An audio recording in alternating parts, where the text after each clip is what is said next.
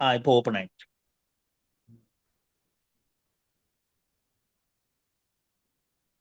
So good evening participant, உங்கள் அனைவருக்கும் குடியரசு தின நல்வாழ்த்துக்கள்.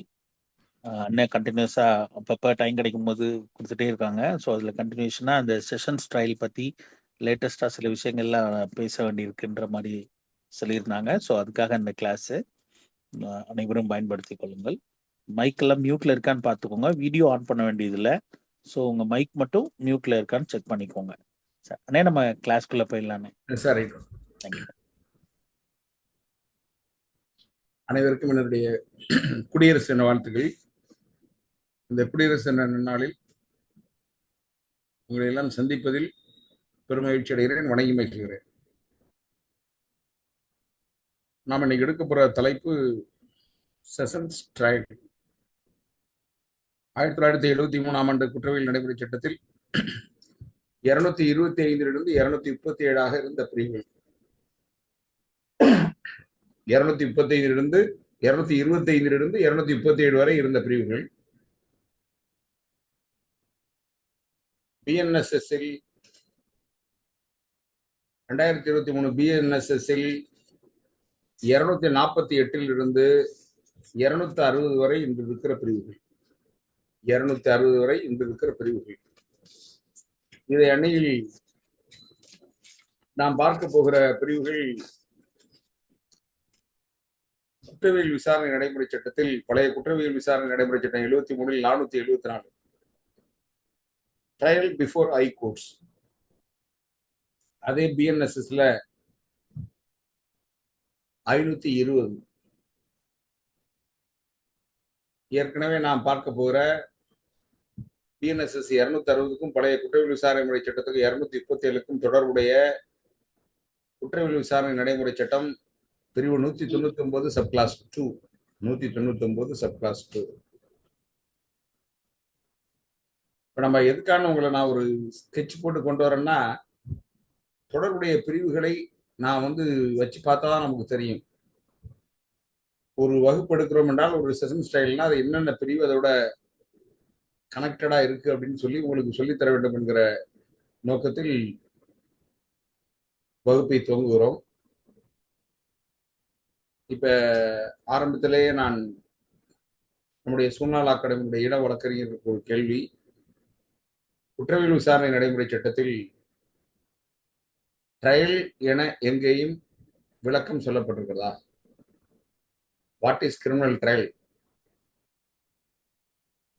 வாட் இஸ் இல்ல சார், இல்ல டிஃபைன் பண்ணல. டிஃபைன் பண்ணல. யார் சொல்றீங்க நீங்க? பதில் முருகேசன் ஐயாவா? முருகேசன் சார். சரி, தம்பி சொல்றது கரெக்ட். குற்றவியல் விசாரணை முறை சட்டத்தில் ட்ரையல் என எங்கேயும் சொல்லப்படவில்லை. ட்ரையல் என எங்கேயும் சொல்லப்படவில்லை. ட்ரையல் என்பதற்கு நாம் விளக்கம் தேடுவோமேயானால் எண்ணற்ற உச்சநீதிமன்ற உயர்நீதிமன்ற தீர்ப்புகளில் என்ன சொல்கிறது என்று சொன்னால், குற்றச்சாட்டு வணைந்தவுடன் தீர்ப்பு வரை ஒரு நீதிமன்றத்தில் நடக்கிற விஷயங்கள் விசாரணை என்று அழைக்கப்படும் என பல்வேறுபட்ட உச்சநீதிமன்ற உயர்நீதிமன்ற தீர்ப்புகள் சொல்கின்றன. அதிலும் என்னவென்று சொல்கிறது என்று சொன்னால், ஒருவனுக்கு மரண தண்டனை அளித்து விட்டால் அதற்கு ஓல்டு சிஆர்பிசியில் 366 ரெஃபர்டு ட்ரையல்மாங்க. சென்னை அந்த உயர்நீதிமன்றத்தில் அதுக்கு கன்கரன்ஸ் கொடுக்கணும். That is called continuation of trial. இது போன்று எண்ணற்ற தீர்முடிவுகள் இருக்கின்றன. நாம் இப்ப ஏன் செஷன்ஸ் ட்ரையலை இன்னைக்கு தேர்வு செய்தோம் என்றால், இது ஒரு அற்புதமான ஒரு விஷயங்கள் உள்ளடக்கிய ஒரு சாப்டர். இப்ப நான் ஒரு கேள்வியை உங்கள் முன்னால் கேட்கிறேன். என்னடா சார் வகுப்பு ஆரம்பிச்சோன்னு கேள்வியா கேட்க ஆரம்பிச்சிட்டாருன்னு நினைச்ச கூடாது. நீங்க பல்வேறு நீதிமன்றங்களில் அரசு குற்றத்துறை வழக்கறிஞர்களாகவும் பணியாற்றிக் கொண்டிருக்கிறவர்கள் என்பது எனக்கு தெரியும். இப்ப ஒரு அமர்வு நீதிமன்ற வழக்கு இருக்கிறது. அதே செட் ஆஃப் ஃபேக்ட் சம்பந்தமாக இல்ல ஒரு அமர்வு நீதிமன்ற வழக்கு இல்ல, ஒரு செஷன் 324 வழக்கு இருக்குது. 147, 148, 324 இருக்கிறது. அதே சங்கதிகள் தொடர்பாக உங்கள்கிட்ட வந்து ஒருத்தர் வக்கீலாக இருக்கும்போது ஒரு நபர் அணுகிறார், ஐயா இந்த மாதிரி என்ன தலையில பாலமா வட்டிருக்கிறாங்க, இன்டென்ஷன் டு கில் இருக்கு, போலீஸ்காரங்க எதிர்தரப்பை சரிகட்டி விட்டார்கள், நாங்க 3 பேர் காயம்பட்டோம், பிழைப்பதற்கே நாங்கள் 45 நாள் 50 நாள் ஆஸ்பத்திரியில இருந்து அறுவை சிகிச்சை செய்து மண்டை ஓடுகள்லாம் அகற்றப்பட்டு வந்திருக்கிறோம், இது 325 326 போட்டு விட்டாங்க அப்படின்னு உங்கள்கிட்ட சொல்றாங்க. நீங்க வந்து தனிநபர் முறையீடு தாக்கல் செய்து அதை 307வது பிரிவாக மாற்றி குயிமிசா பழைய குயிமிசா 210 கீழ் 2 வழக்குகளை இணைத்து பிஆர்சியா மாவட்ட அமர்வு நீதிமன்றத்திற்கு கமிட் பண்றீங்க. அது போல கமிட் பண்ணுகிற போது அந்த நீதிமன்றத்தில் நீங்க தானே இப்ப பிரைவேட் கம்ப்ளைண்ட் போட்டது, பிரைவேட் கம்ப்ளைண்ட் போட்டு உங்க பிரைவேட் கம்ப்ளைண்ட்ல தானே போலீஸ் கேஸையும் பிரைவேட் கம்ப்ளைண்ட்டையும் கீழமை நீதிமன்றம் 210 கிளப் பண்ணி அமர்வு நீதிமன்றத்திற்கு அனுப்பி வைத்திருக்கிறது. நீங்கள் அந்த நீதிமன்றத்தில் அரசு குற்றத்துறை வழக்கறிஞருக்கு பதிலாக நீங்கள் வழக்காடலாமா? Sir, public prosecutor can do. Assist பண்ணலாம் சார், அசிஸ்ட் பண்ணலாம். நன்றி, சரியான பதில சொல்றீங்க. ஏன்னா நம்ம அகாடமி திறம்பட மாணவர்களை தயார் செய்வது உதாரணம். நடத்த முடியாது, அசிஸ்ட் பண்ணலாம். ஆனா அசிஸ்ட் பண்றதுக்கு ஒரு லிமிட் இருக்கு. 301 302க்கும் ஒரு லிமிட் இருக்கு. கோர்ட்ல எந்திரிச்சு ரெப்ரசன்ட் பண்ண முடியாது. அரசு குற்றத்துறை வழக்கறிஞர் அசிஸ்ட் செய்ய ஒத்துக்கொண்டால், நீதிமன்றம் அனுமதி அளித்தால் சார் ரிட்டர்ன் ஆர்குமெண்ட் போடலாம்ல சார், கடைசியில ரிட்டர்ன் ஆர்குமெண்ட் போடலாம். அதை விட இன்னும் செய்யலாம். சப்போஸ் அரசு குற்றத்துறை வழக்கறிஞர் அரசு தரப்புக்கு எதிராக சில நடவடிக்கைகள் செய்தார்கள் என்றால், என்னென்ன கேள்விகளை கேட்க விட்டிருந்தார் என்றால், நீங்க நீதிமன்றத்தினுடைய கவனத்துக்கு அந்த கேள்விகளை கொண்டு வந்து நீதிமன்றத்தை விட்டு அந்த கேள்விகளை கேட்க சொல்லலாம். இதுக்குன்னா முடிவுகள் இருக்குன்னு. ஆனா எனக்கு ரொம்ப நாளா ஒரு டவுட் இருந்துச்சு. நான் வந்து மேஜிஸ்ட்ரேட் கோர்ட்ல பிரைவேட் கம்ப்ளைண்ட் போட்டு 307 நான் அந்த மாதிரி ஒரு என்னுடைய 41 ஆண்டு கால அனுபவத்தில் ஏறத்தாழ 10-15 வழக்குகளை இது போல அனுப்பியிருப்பேன். அது போல அனுப்புறோம். நம்ம ஏன் வந்து மாவட்ட அமர்வு நீதிமன்றத்துல நடத்த முடியல? நீங்க சொல்ற மாதிரி பழைய குற்றவியல் விசாரணை முறை சட்டம் 301 302ல அசிஸ்ட் பண்ணதான் நமக்கு அதிகாரம் இருக்கிறது, நடத்த அதிகாரம் இல்லை. இது எதற்காக இது போல சிஆர்பிசியில வச்சாங்க அப்படின்னு சொல்லி நான் என் மண்டையை குடைந்து கொண்டிருந்த காலமெல்லாம் உண்டு. இப்ப நான் ஆரம்பிக்கும் போதே உங்களுக்கு ஆரம்பிக்கிறேன். யோகிசன் 225வது பிரிவு எடுத்து போடுங்கள். யோகிசன் சிஆர்பிசியில 225வது பிரிவு எடுத்து போடுங்க.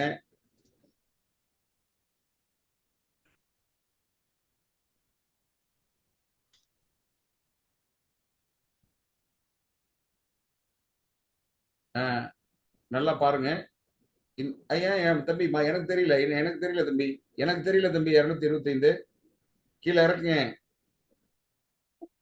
இன் every trial before a court of session, நல்ல வார்த்தையை கவனிக்கணும். The prosecution shall be conducted by a public prosecutor. Mandatory provision, shall be conducted by a public prosecutor. இது 1973 கோடு. யோகிசன் இப்ப உள்ள பிஎன்எஸ்ல 248 எடுத்து போடுங்க. 248 எடுத்து போடுங்க. 247 எடுத்து போடுங்க பிரதர். ஏதேனும் மாறுதல் இருக்கிறதா நண்பர்களே? சக வழக்கறிஞர்களே, ஏதேனும் மாறுதல் இருக்கிறதா? No sir. No sir. எந்தவித மாறுதலும் இல்லாமல் இருக்கிறது. இப்ப நான் கேட்ட கேள்விக்கு யாருக்கேனும் விடை தெரியுமா?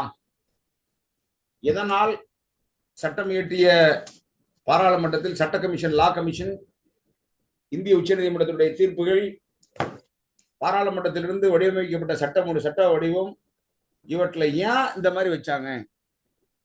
இவற்றில் ஏன் இது போல வைத்தார்கள்? என்னுடைய கேள்வி. யாருக்காவது விடை தெரிந்திருக்கிறதா? அது exclusively triable sessions court sir. அதனால அதுதாங்க தெரியுதுங்க. Exclusively triable by sessions court. நான் கேட்கிற கேள்வியை நீங்க கொஞ்சம் தம்பி சரியா புரிஞ்சுக்கணும். நான் கேட்கிற கேள்வி என்னவென்று சொன்னால், நீங்கள் ட்ரையல் நடத்துவதற்கு அதிகாரம் அளிக்கப்பட்டிருக்கிறதா? தம்பி நான் சொல்றது புரியுதா? தம்பி, நான் சொல்றது நீங்க ட்ரையல் நடத்துறது ஏன் தம்பி அடிக்கல? நான் நிறைய நாட்கள் என்னுடைய மண்டையை குடைந்து கொண்டேன். நிறைய தீர்ப்புகளை எல்லாம் படித்து பார்ப்பது உண்டு. எனக்கு எந்த தீர்ப்புலையும் ஒரு திருப்தி இல்லை. ஆனால் 2019 3 Madras law journal criminal page 579 இந்திய உச்ச நீதிமன்றம். அதை எடுத்து கொடுங்கப்பா. யோகேஷ் கண்ணா எடுத்துட்டு அந்த புக் கொடுங்க. அமீர் வருவார். 1 minute sir, 1 minute. இந்த டைரி என்ன தூக்கி அந்த diary 715 sir. 2019 3 Madras law journal criminal page 579 page 579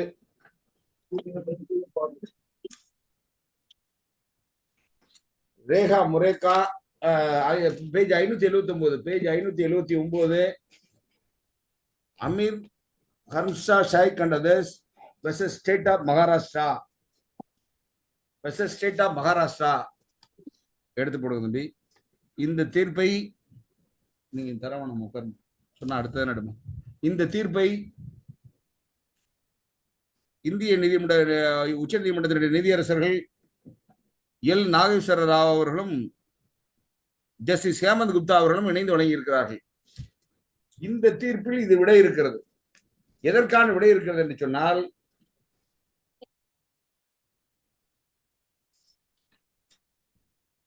நீங்க பேரா 13 எடுங்க. பேரா 13 எடுத்து போடுங்க தம்பி. பேரா 13 எடுத்து போடுங்க. பேரா 13க்கு வாங்க தம்பி. பேரா 13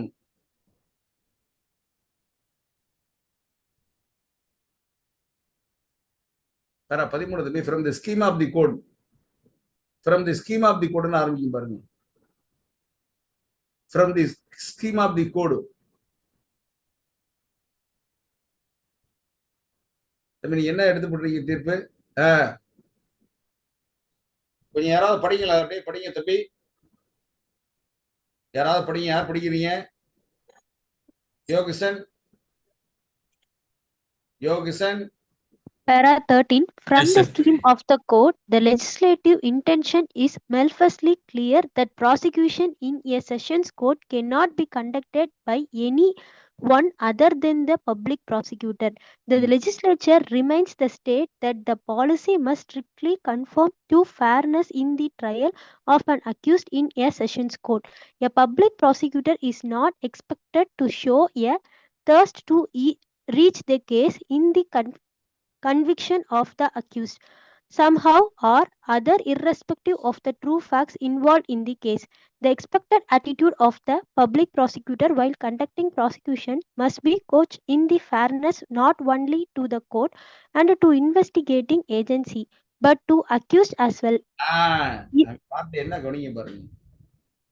வார்த்தை நல்லா இன்னொரு அடி படிக்குமா எல்லாரும்? பண்ணலாம். The expected attitude of the public prosecutor while conducting prosecution must be couched in fairness not only to the court and to the investigation agency but to the accused as well. அடுத்து படிங்க.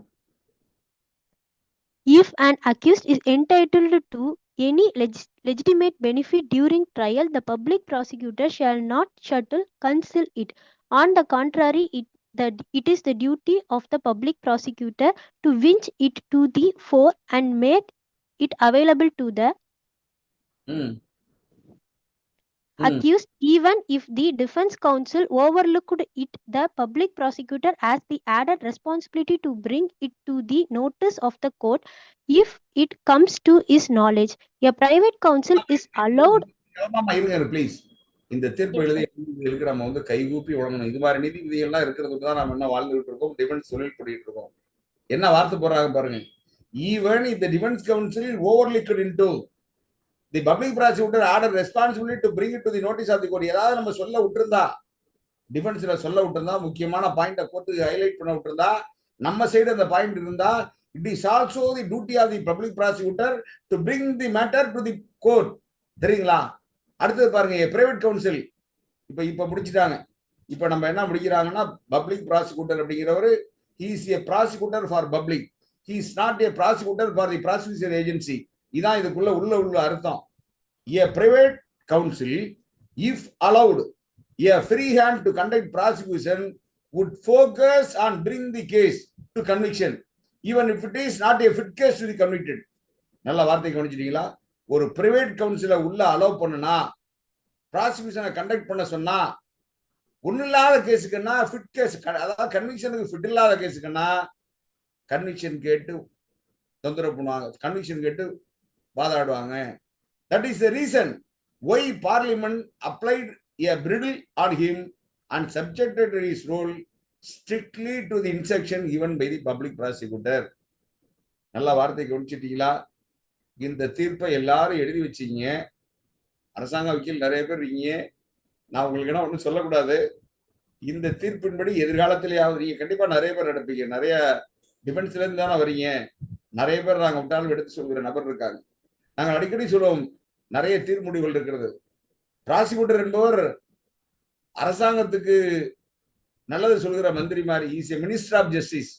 நான் வரிசையா தீர்ப்பு சொல்லிட்டே போலாம். அதோட ஒரு தம்பி கேஸை ரிப்பீட் பண்ண சொல்றாரு, கேஸ்ல அவர் ரிப்பீட் பண்ண சொல்றாரு.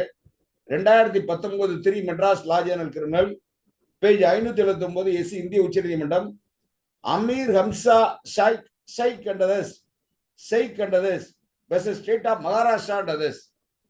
இப்ப இந்த பாராளா இதுல இந்த பாராளா 15 பாராவளையும் விஷயங்கள் இருக்கு. நம்ம இந்த 15 பாராவையும் படிச்சோம்னா அந்த ஒரு ப்ரொவிஷன்ல போயிடுவோம்.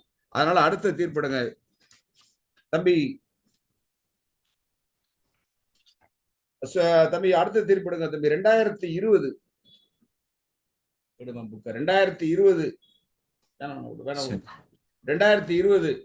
1 Madras law journal criminal page 65 இந்திய உச்ச நீதிமன்றம் ஜஸ்டிஸ் மோகன் சந்தான கவுடர் அண்ட் ஜஸ்டிஸ் தீபக் குப்தா. கேஸ்லா பேரு Rekha முரேகா versus State of West Bengal versus State of West Bengal versus State of West Bengal. இந்த தீர்ப்பு எடுத்து வச்சீங்க. நம்ம இப்ப சில ப்ரொவிஷன்னா அலசி ஆராய்வோம். இப்ப பழைய 24(8) ஒரு ப்ரொவிஷன் இருந்துச்சு. பழைய 24(8) பழைய சிஆர்பிசில ஒரு ப்ரொவிஷன் இருந்துச்சு. என்ன பிரதர் இப்ப இந்த தீர்ப்பு எடுத்து வச்சீங்க brother. Suresh Sir, victim can engage an advocate, sir. அதுதான் section 24 subclause 8 of CRPC. ஆமா, அது சரி, ரைட்டு. இப்ப ரீசெண்டா பிஎன்எஸ்ல என்ன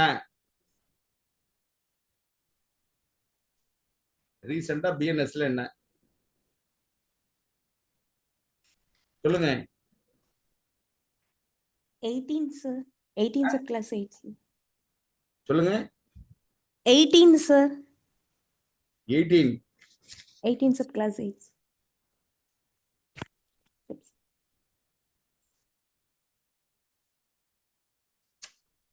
பாருங்க. 18 subclass 8 proviso, sir. Very good. இப்ப இந்த ரெண்டு ப்ரொவிஷன்ல எது சேஞ்சஸ் இருக்கா தம்பி? எடுத்து போடுங்க தம்பி. யோககிஷன் சார் எடுத்து போட்டுருங்க சார். இதான் சார் அந்த டிஸ்ப்ளே, இந்த ஜட்ஜ்மெண்ட் தான் சார். இது ஜட்ஜ்மெண்ட் கையில இருக்கு. 24(8) எடுத்து போடுங்க. 24(8) ஓகே சார்.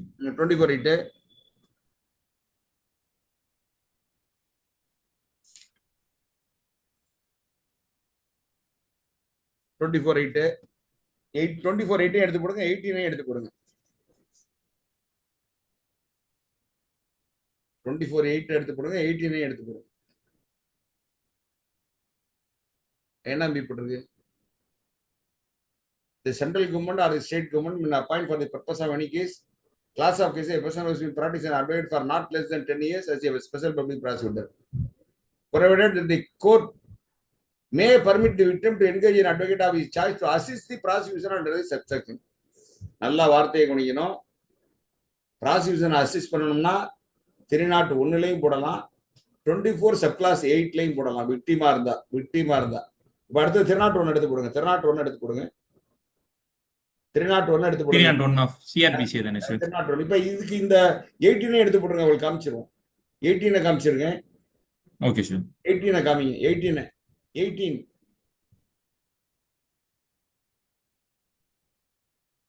காமிங்க. 18 ப்ரொவைடட் 8 தான். ஒன்றும் சேஞ்ச் இல்லை பாத்தீங்களா, ஒன்றும் சேஞ்ச் இல்லை. இப்ப 301 எடுத்து போடுங்க தம்பி, 301 எடுத்து போடுங்க. 301 சிஆர்பிசி 301 ஒன்றும் சேஞ்ச் இல்லை, அவங்க பார்த்துட்டாங்க. 301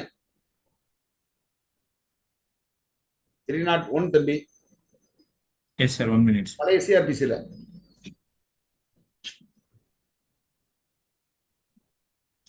பழைய சிஆர்பிசில 301 பண்ணிட்டேன் சார். பண்ணிட்டீங்களா? யாராவது படிங்க, யாராவது படிங்க. Appearance by public prosecutor. Subsection 1. The public prosecutor or assistant public prosecutor in charge of a case may appear and plead without any written authority before any court in which that case is under inquiry, trial, or appeal. Subsection 2. If in any such case any private person instructs his advocate to prosecute any person in any court, the public instruct a pleader. 301 pleaderனா இருக்கு பாருங்க. Yes sir, yes sir. pleader வேற definition, advocate வேற definition. Yes sir, நான் என்கிட்ட BNSS இருக்கு sir, அதெல்லாம் read பண்ணேன் sir. The public prosecutor or assistant public prosecutor in charge of the case shall conduct the prosecution, and the advocate so instructed shall act therein under the directions of the public prosecutor or assistant public prosecutor, and may, with the permission of the court, submit written arguments after the evidence is closed in the case. நல்ல வார்த்தையை கவனிச்சுக்கணும். நீங்க BNS வச்சுட்டு 73 படிக்கிறீங்கன்னா எவ்வளவு பெரிய ஆளா இருப்பீங்கம்மா. ஏமா வாழ்த்துறேன் உங்களை. அதுல சேஞ்சஸ் இருக்கு பாத்தீங்களா? நீங்க சேஞ்சஸ் இருக்காதுன்னு நினைச்சிட்டீங்க, சேஞ்சஸ் இருக்கு பாருங்க. எங்கெங்க இருக்கு பாருங்க. 348 எடுத்து போடுங்க தம்பி. தம்பி இருக்கு தம்பி, இருக்கு தம்பி. பிஎன்எஸ்எஸ் வந்து நான் சொல்றத எடுத்து போடுங்க தம்பி. 338 சார், 338 சார், 338 கொடுக்குறேன் சார். எடுத்து போடுங்க. 338.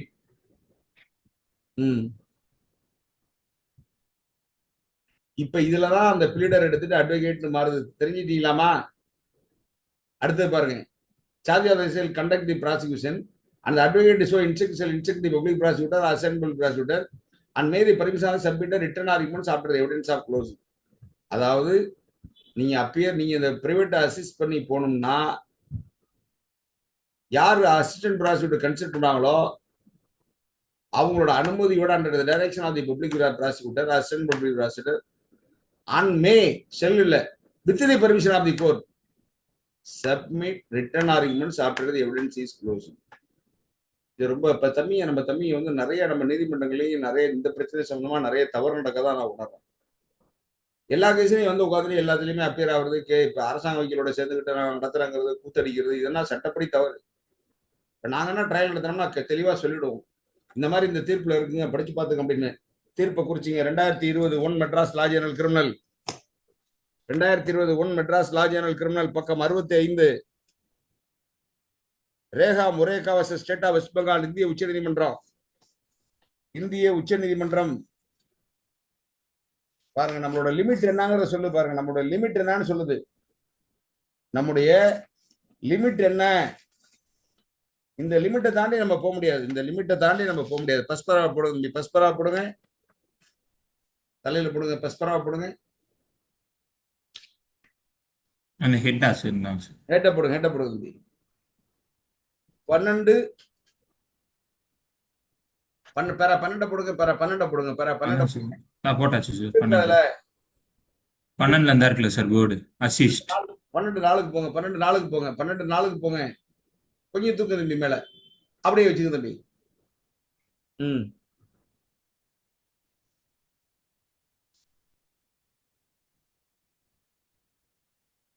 அதில் தம்பி நான் படிக்கிறேன் தம்பி. அதாவது ஹிந்தி ரெக்கார்டு இருங்க தம்பி. அதுல என்ன ஆரம்பிக்குதுன்னா தம்பி, பாரா 12:4 என்ன ஆரம்பிக்குதுன்னா, பாரா நான் இருக்கேன் கீழே இருக்கிறது ஹவர் கரெக்ட் தம்பி. 12:5 கரெக்ட், 12:5 கரெக்ட் தம்பி. 12:4 in this regard கரெக்ட் தம்பி. in this regard given given that the modalities of each are different, we find extent of assistance and the manner giving it would depend upon the facts and the case. So we cannot detail and ask all possible scenarios that may arise during a criminal that may arise during a criminal prosecution. We find that victims counsel should ordinarily not be given the right to make oral arguments or examine the prosecution witnesses. தம்பி நல்லா கவனிச்சிங்களா? எல்லாருமே கவனிச்சிட்டு இருக்க எல்லாருமே நல்லா கவனிங்க. இந்த ப்ராசிக்யூஷன் அசிஸ்ட் பண்ண வரேன்னு சொல்லி 301 வரவங்களா இருந்தாலும் சரி, 24 சப்கிளாஸ் 8 வரவங்களா இருந்தாலும் சரி, ஓரல் ஆர்குமெண்ட் செய்யவோ சாட்சியை விசாரிக்கவோ அவங்களுக்கு அதிகாரம் இல்லை. இந்த தீர்ப்புல பாருங்க. Unstated in section 301(2), the private party's pleader is subject to direction of the public prosecutor. In our considered opinion, the same principle should apply to the victims counsel under the section 24 subclass 8. 301(2) என்ன பிரின்சிபிளோ அதே தான் 24(8) and it adequately ensures that the interests of the victim are represented. If the victims counsel feels that a certain aspect has நல்ல வார்த்தை கொடுக்கணும், நான் ஆரம்பத்தில் சொன்ன பாருங்க. If the victim counsel feels that certain aspect has gone unaddressed in the examination of the witnesses or the arguments advanced by the public prosecutor, he may route any questions or points through the public prosecutor himself. ஏதாவது ஒரு point விட்டுட்டார்னா, address பண்ண தவறிட்டார்னா prosecutor சொல்லணும். This only preserve the paramount position in the public prosecutor under the scheme CRPC, but also ensure that there is no inconsistency between the case advanced by the public prosecutor and the victims counsel. However, if even there is situation where the public prosecutor failed to highlight some issue importance, despite it having been suggested by the victims counsel, ஒரு victims counsel ஒரு point சொல்லணும்னு சொல்றாரு, public prosecutor சொல்றாரு, public prosecutor அதுக்கு கேட்கல, உடனே இவர் என்ன பண்ணணும், the victim counsel may still not be given unbridled mantle of making oral arguments or examining witnesses. This is because in such cases he still gets a recourse by channeling his question or arguments through the judge first. அந்த கொஸ்டினையும் argument செய்யும் என்ன பாயிண்ட்ங்கிறதையும் ஜட்ஜி கிட்ட சொல்லணும். For instance, if the victim counsel finds that the public prosecutor has not examined a witness properly and not incorporated his suggestion either, he may bring certain questions to the notice of the court. If the judge finds merit in them, he may take action accordingly by invoking the power section 311 CRPC and 165 Indian Evidence Act. In this regard, we agree to the observation made by the Tripura High Court in Umasha versus State of Tripura. சரிங்களா? இப்ப நீங்க இந்த தீர்ப்புனா உங்களுடைய கையில trial நடத்துற வழக்கறிஞர்கள் கையில இருக்கணும். நான் போய் உட்கார்ந்து இருக்கிற கோர்ட்ல யாராவது ப்ராசிக்யூஷனை நான் அசிஸ்ட் பண்ண வரேன்னு சொன்னா அவங்க எல்லையை மீற விட மாட்டோம். அவங்க எல்லையை மீற விட மாட்டோம். ஏன்னா நாங்க கண்டிப்பா இருக்கிற தீர்ப்பு வேணா நீங்க காமியமோ, இப்ப இருக்கிற பிரசன்ட் பொசிஷன் நாங்க சொல்றது காமியமோ. இப்ப அடுத்தது பாருங்க, அடுத்த தீர்ப்பு போவோம். இப்ப பப்ளிக் ப்ராசிக்யூட்டர்னா யாருங்க, அவரோட அதிகாரம் என்னங்க, பல தீர்ப்புகளின் முடிவுகளில் சொல்லியிருக்காங்க. நான் ஒரே ஒரு தீர்ப்பை மட்டும் சொல்லிவிட்டு அடுத்தது ஸ்ட்ரைட்டா நம்ம அடுத்த ப்ரொவிஷனுக்கு போயிடுறோம். இந்த நான் சொல்ற அடுத்த ப்ரொவிஷனை குறிச்சிங்க. தீபக் அகர்வால், இந்திய உச்ச நீதிமன்றம் 2019 3 Madras law journal criminal page 585. இந்திய உச்ச நீதிமன்றம் 2019 3 Madras law journal criminal page 585. இந்திய உச்ச நீதிமன்றத்தினுடைய இருவர் அடங்கிய அமர்வு நீதியரசர்கள் Uday Umesh Lalit and justice Vincent Saran, judge பேர் மாத்திட்டேன், இருவர் அடங்கிய அமர்வு 2013 supreme court cases 978, justice RM Lodha and R Dave and Ranjan Gogoi 3 ஜட்ஜிங்க, Deepak Aggarwal and triple bench தீர்ப்பு Deepak Aggarwal versus Keshav Kaushik and others. தம்பி எடுத்து போட்டீங்களா தம்பி? அருமை தம்பி, டிஸ்பிளேல இருக்கு சார். டிஸ்பிளேல இருக்கு சார். எடுத்து போடுங்க. எந்த para sir? Officer of the கோர்ட்னு ஆரம்பிக்க பாருங்க, அந்த பேரா எடுத்து போடுங்க. Held public prosecutor is the officer of the கோர்ட்னு ஆரம்பிக்க பாருங்க, அதை எடுத்து போடுங்க.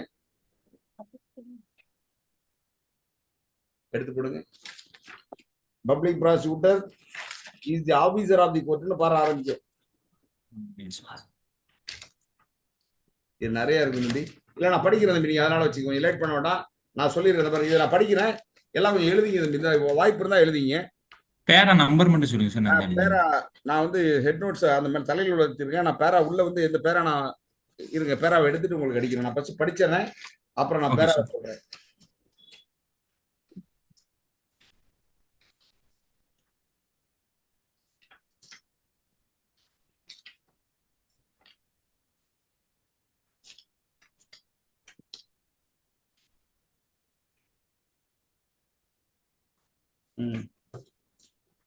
படிக்கிறேன் பாருங்க. Public prosecutor is an officer of the court. நான் படிச்சுட்டே வரேன், நீங்க முடிஞ்சா எடுங்க தம்பி. Public prosecutor is very important role. இருக்கு சார். 1 minute. நான் படிச்சுட்டே இருக்கு, நீங்க எடுத்துட்டு இருக்கு, நீங்க சம்பந்தம் இல்லை. Public prosecutor is an officer of the court has very important role to play in administration of criminal justice system. He must ensure the accused is tried fairly and should consider views, legitimate interests and possible concerns of witnesses and victims. He should refuse to use evidence obtained by a wrongful means. நல்ல வார்த்தை கவனிக்கணும். He should refuse to use evidence obtained by wrongful means. சட்டவிரோதமான ஒரு சாட்சியத்தை கொண்டு வந்து நிப்பாட்டினா அதெல்லாம் அவர் refuse பண்ணணும். And victims, he should refuse to use evidence obtained by wrongful means and must always serve to protect public interest. He is not a mouthpiece of investigation agency. He is not a mouthpiece of investigation agency. And should scrupulously avoid suppression of material capable of establishing the innocence of the accused. Even though public prosecutor, assistant public prosecutor, he is in full-time employment with the government and is subject to disciplinary control of the employer, but once he appears in court for conduct of a case of prosecution, he must be guided by the norms consistent with the interests of justice. His act always remains to serve and protect the public interest.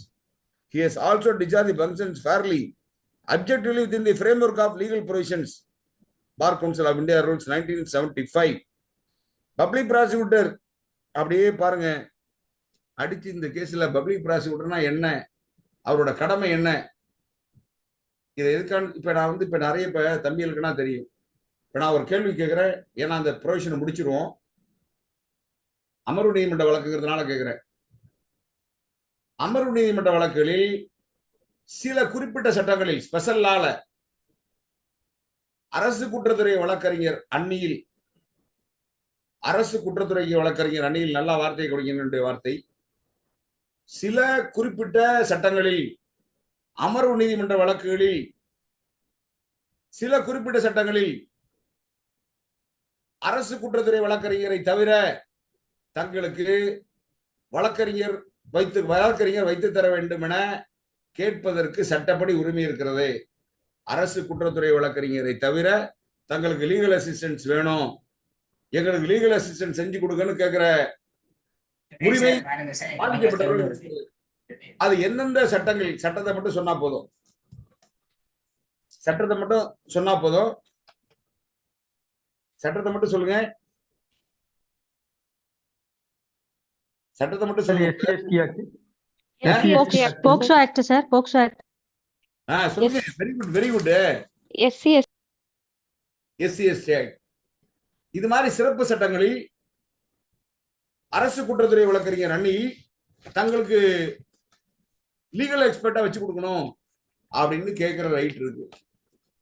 அத நினைச்சா கலெக்டரை வச்சு தரலாம், நினைச்சா legal ஜட்ஜி கிட்ட Bosco வேணும்னு சொன்னா சில நீதிபதிகள் தானே வச்சு கொடுத்துருவாங்க, சில நீதிபதிகள் தானே வச்சு கொடுத்துருவாங்க, சில நீதிபதிகள் பார்ட்டி மனு கேட்டா வச்சு கொடுத்துருவாங்க, அது இலவச சட்டத்தை அமைச்சு வச்சு கொடுத்துருவாங்க. இப்பதான் எல்லா கோர்ட்லயும் டிஃபென்ஸ் கவுன்சில்னு போட்டாங்க. அதனால இப்ப இதெல்லாம் வந்து நம்ம நீங்க தெரிஞ்சுக்கணும், எந்தெந்த சட்டங்கள் இருக்கிறது. எஸ்சி ஆக்ட்ல இருக்கு, போஸ்கோ ஆக்ட்ல இருக்கு, இது மாதிரி சில சட்டங்கள் இருக்கிறது. அதனால நம்ம இந்த லெவலில் 225 விட்டுருவோம். அடுத்தது 226 opening for prosecution. 226 opening for prosecution எடுத்து போடுவது தம்பி. Opening for prosecution 226 opening for prosecution, பழைய சிஆர்பிசி தம்பி. ஓப்பனிங் ஃபார் ப்ராசிக்யூஷன் ம் 1 minute, sir. 1 minute, sir. 1 minute. ம்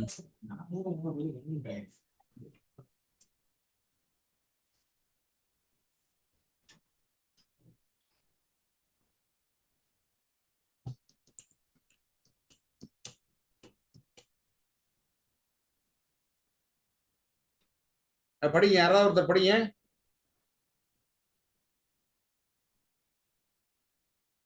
யாராவது ஒருத்தர் படிங்களேன். சரி, ஒரே ஒரு கேள்வி கேட்கிறேன். இப்ப இந்த ப்ரொவிஷனை பார்த்துட்டீங்க.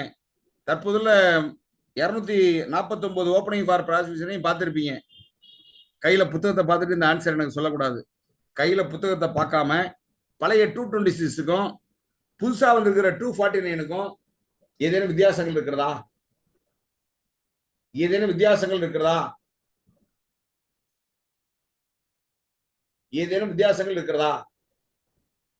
இப்ப 226ல when the accused appears or brought before the court, இதெல்லா கவனிக்கணும். ஒரு அக்யூஸ் கோர்ட்ல ஆஜரானாலோ அல்லது அவர் நீதிமன்றத்திற்கு கொண்டு வரப்பட்டாலோ கமிட்மெண்ட் படி 209 கமிட்டல் படி வந்துட்டாலோ the prosecutor shall open his case by describing the charge. அதாவது சார்ஜ் உடையறதுக்கு முன்னாடி ப்ராசிக்யூட்டரோட வேலை என்ன, கோர்ட்டோட வேலை என்ன. இது நான் சொன்ன 225வது பிரிவுலையும் அது ஸ்பெசிபிக் ப்ரொவிஷன் மாவட்ட குற்றவியல் வழக்கு தான் நடத்தணும். 226வது பிரிவுல தான் ஓப்பனிங் ஃபார் ப்ராசிக்யூஷன் ஒரு பிரிவு ஒன்று உண்டு. ஏன் opening shall opening is case by describing the charge. நல்லா என்ன கவனிக்கணும், அவரோட கேஸை ஓபன் பண்ணணும், என்ன சார்ஜ் வருது அப்படின்னு சொல்லணும். brought against accused on stating, நல்லா அடுத்த வார்த்தையை கவனிக்கணும். இது சார்ஜுக்கு மட்டும் உள்ள கேஸ் அல்ல, பிரிவு இல்ல. on stating by what evidence he proposes to prove the guilt of the accused. இந்த வழக்குல தான் என்னென்ன சாட்சியை விசாரிக்கிறேன், என்னென்ன எவிடன்ஸை முன்வைக்கிறேன்னு கோர்ட்டுக்கு சொல்லணும். இதுதான் ஓப்பனிங் ஃபார் ப்ராசிக்யூஷன். இது 226. இப்ப புதுசா வந்த 249 போடுங்க. அடுத்தது புதுசா வந்த 249 போடுங்க. இங்க படிங்க, யாராவது ஒருத்தர் படிங்க. யாராவது ஒருத்தர் படிங்க.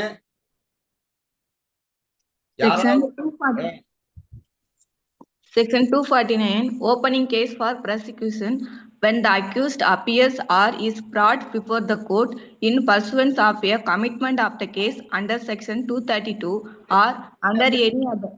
ஒன் செகண்ட், பழைய 209 தான் இப்ப 232 கமிட்டலா இருக்கு. அந்த இடத்துல 209 இருந்தது, 232 இருக்கு. படிக்குமா அடுத்தது. இப்ப ஒரே ஒரு சேஞ்ச் இருக்கு. யோகிஷன் கரெக்டா போட்டிருக்காப்ல. Or under any other law for time being enforce. இது பழைய 1973 கோடுல இல்ல. இப்ப புதுசா வந்த 249ல or under any other law for time being என்ஃபோர்ஸ்ங்கிற ஒரு வார்த்தையை சேர்த்திருக்காங்க. பாக்கி எல்லாம் அப்படியே தான். The prosecution shall open his case by describing the charge brought against accused and stating that what evidence he proposes to prove the guilt of the accused. சரி தம்பி, நான் கேட்கிறேன், இது எப்பையில இருந்து ப்ராப்ளம் ஆச்சு? எத்தனை வருஷமா பிராக்டிஸ் உள்ள தம்பி யாராவது இருக்கீங்க? இது எப்பையில இருந்து பிரபலியமானது? எப்பையில இருந்து பிரபலியமானது யாராவது சொல்ல முடியுமா? நம்ம தமிழ்நாட்டை பொறுத்த வரைக்கும் ஏற்கனவே நான் எண்ணற்ற இந்திய உச்சநீதிமன்றத்தினுடைய தீர்ப்பை உங்கள் முன்னால் சொல்ல இருக்கிறேன். அந்த தீர்ப்பெல்லாம் குறிச்சு வச்சீங்க. ஜஸ்டிஸ் KT தாமஸ் ஐயா தீர்ப்பு இருக்கு. இப்ப ரீசெண்டா 2025 வந்த தீர்ப்பு இருக்கு ஓப்பனிங் ஃபார் ப்ராசிக்யூஷனுக்கு. நான் அதெல்லாம் உங்கள்ட்ட சொல்றேன், குறிச்சிங்க. பட் இது தமிழ்நாட்டை பொறுத்தவரை எப்போது இது மிகவும் தீவிரமானது? யாராவது அரசு குற்றத்துறை வழக்கறிஞர் இருந்தா அவங்க பேரை சொல்லாம சொல்லலாம். அல்லது யாராவது 15 ஆண்டு 20 ஆண்டுகளுக்கு முன்னால் பிராக்டிஸ் இருந்தவங்க யாராவது இருந்தால் அவங்க சொல்லலாம். கிரிமினல் சைட்ல இருந்தா சொல்லலாம். ஏன்னா சின்ன பிள்ளைங்களுக்கு தெரிந்திருக்க வாய்ப்பில்லை. சொல்லுங்க சொல்லுங்க, யாருக்காவது தெரியுமா? யாருக்காவது தெரிய வாய்ப்பு இருக்கிறதா? சஞ்சய் காந்தி கேஸாங்க சார். யாரு? சஞ்சய் காந்தி கேஸ் இல்ல, சஞ்சய் காந்தி கேஸ் இல்ல. நான் சொல்றது தமிழ்நாட்டில். என்னுடைய மின்டார் SMJ இந்திய தமிழ்நாட்டினுடைய உயர்நீதிமன்றத்துடைய நீதியரசராக இருந்தார். அவர் முன்னால் எண்ணற்ற வழக்கில் அவர் அந்த நீதியரசர் சதீஷ்குமார் ஐயா, நீதியரசர் SNJ ஐயா, நீதியரசர் PN பிரகாஷ் ஐயா, இவங்கன்னா சார்ஜை பார்த்துட்டு தான் உள்ள எவிடன்ஸை பார்ப்பாங்க. ஏன்னா கிரிமினல் சைட்ல ஃபர்ஸ்ட் சார்ஜ் சரியாக இருக்கிறதா, சார்ஜ் ஒழுங்கா அணைஞ்சிருக்காங்களா, சார்ஜுக்கு எவிடன்ஸ் இருக்கா, அந்த எவிடன்ஸுக்கு கண்டிஷன் இருக்கா, சார்ஜும் எவிடன்ஸ் டேலி ஆகுதா, இதுதான் கிரிமினல் சைட்ல. தெரியுங்களா? நான் சொல்ற வழக்கெல்லாம் குறிச்சிங்க. ரொம்ப 2017 ஆண்டில் one law weekly criminal page 195 Shanmugam and others versus Madukkur police station, எங்க தஞ்சாவூர் மாவட்டத்தில் இருக்கிற காவல் நிலையம், state represent by the Madukkur police station. இந்த வழக்கு நீதியரசர் என்னுடைய மென்டா நாகப்ப ஜெய முன்னிலையிலும் எம்இ முரளிதரன் முன்னிலையிலும் போகுது. பாத்தீங்கன்னா இப்ப நான் இந்த நேரத்தில் உங்களிடம் ஒரு கேள்வி கேட்கிறேன். கான்ஸ்பிரசி என்றால் என்ன? Conspiracy defining how many conspiracy எத்தனை ப்ரொவிஷனா பிரிக்கிறாங்க 120B. அந்த 120B ஃபர்ஸ்ட் ப்ரொவிஷனுக்கு என்ன பனிஷ்மெண்ட், செகண்ட் ப்ரொவிஷனுக்கு என்ன பனிஷ்மெண்ட்? தம்பி நீங்க ஃபர்ஸ்ட் இதுல லைஃப் அல்லது டெத்துக்கு உள்ளதுக்கு sir. Very good very good. Second புரிகேஷன் சார். புரிகேஷன், வெரி குட். புரிகேஷன் எந்த புரிகேஷன் உங்களுக்கு? Madurai sir. Madurai, very good very good very good. First இதுல லைஃப் டெத், அடுத்தது வேற, அடுத்து அதர் தென் அந்த எபோ சார். அது எவ்வளவு, அதுக்கு எவ்வளவு punishment? 6 months sir. Very good very good very good. யாருமா 6% சொன்னது? Bharani not less than 6 months. Not less than 6 months. இப்போ என்ன பண்ணணும்? 120B ல 1 or 2 னு பிரிக்கணும். சார்ஜ் ஃப்ரேம் பண்ணும்போது புரியுதுங்களா? சார்ஜ் ஃப்ரேம் பண்ணும்போது கான்ஸ்பிரசி என்ன பனிஷ்மென்ட்னு பார்க்கணும். ஏன்னா கான்ஸ்பிரசி என்பது, கான்ஸ்பிரசினா என்ன சார்? எங்க எழுதிட்டு போறீங்கன்னு கேட்காதீங்க. கான்ஸ்பிரசி சதி என்றால் என்ன? அட் தி டைம் ஆஃப் அக்கரன்ஸ்ல அவங்க மீட்டிங் இருக்கணும் சார். இரண்டோ அல்லது டைம் ஆஃப் ஒரு குற்ற செயலை செய்ய உடன்படும் போது, நல்ல வார்த்தையை காணணும், இரண்டோ அல்லது இரண்டுக்கு மேற்பட்ட நபர்களோ ஒரு குற்ற செயலை செய்ய உடன்படும் போது அந்த குற்ற செயல் சதி என அழைக்கப்படும். நல்ல வார்த்தையை கொடுக்கணும். அந்த குற்ற செயல் சதி என அழைக்கப்படும். நல்ல வார்த்தையை கொடுக்கணும். இந்த 120B எப்போ இருந்துச்சு இந்தியன் பின்னருக்குள்ள? இந்திய நாட்டினுடைய சுதந்திர காலத்துல 107 தான் இருந்துச்சு. நீங்க பழைய 107ல பாத்தீங்கன்னா இன்ஸ்டிகேட்டிங், இன்ஸ்டிகேஷன்ங்கிறதுல அபேட்டிங், கான்ஸ்பிரசி, எய்டிங்னு இருக்கும். அப்ப அந்த கான்ஸ்பிரசி தொடர்ந்து ஒரு செயல் செய்யப்பட்டிருந்தாதான் குற்றம். Mere conspiracy is not an offence. ஆரம்ப காலத்தில் இருந்த 107 படி இந்திய போராட்ட வீரர்கள் நம்முடைய நாட்டில் ஆங்கில எதிர்த்து போராடணும்.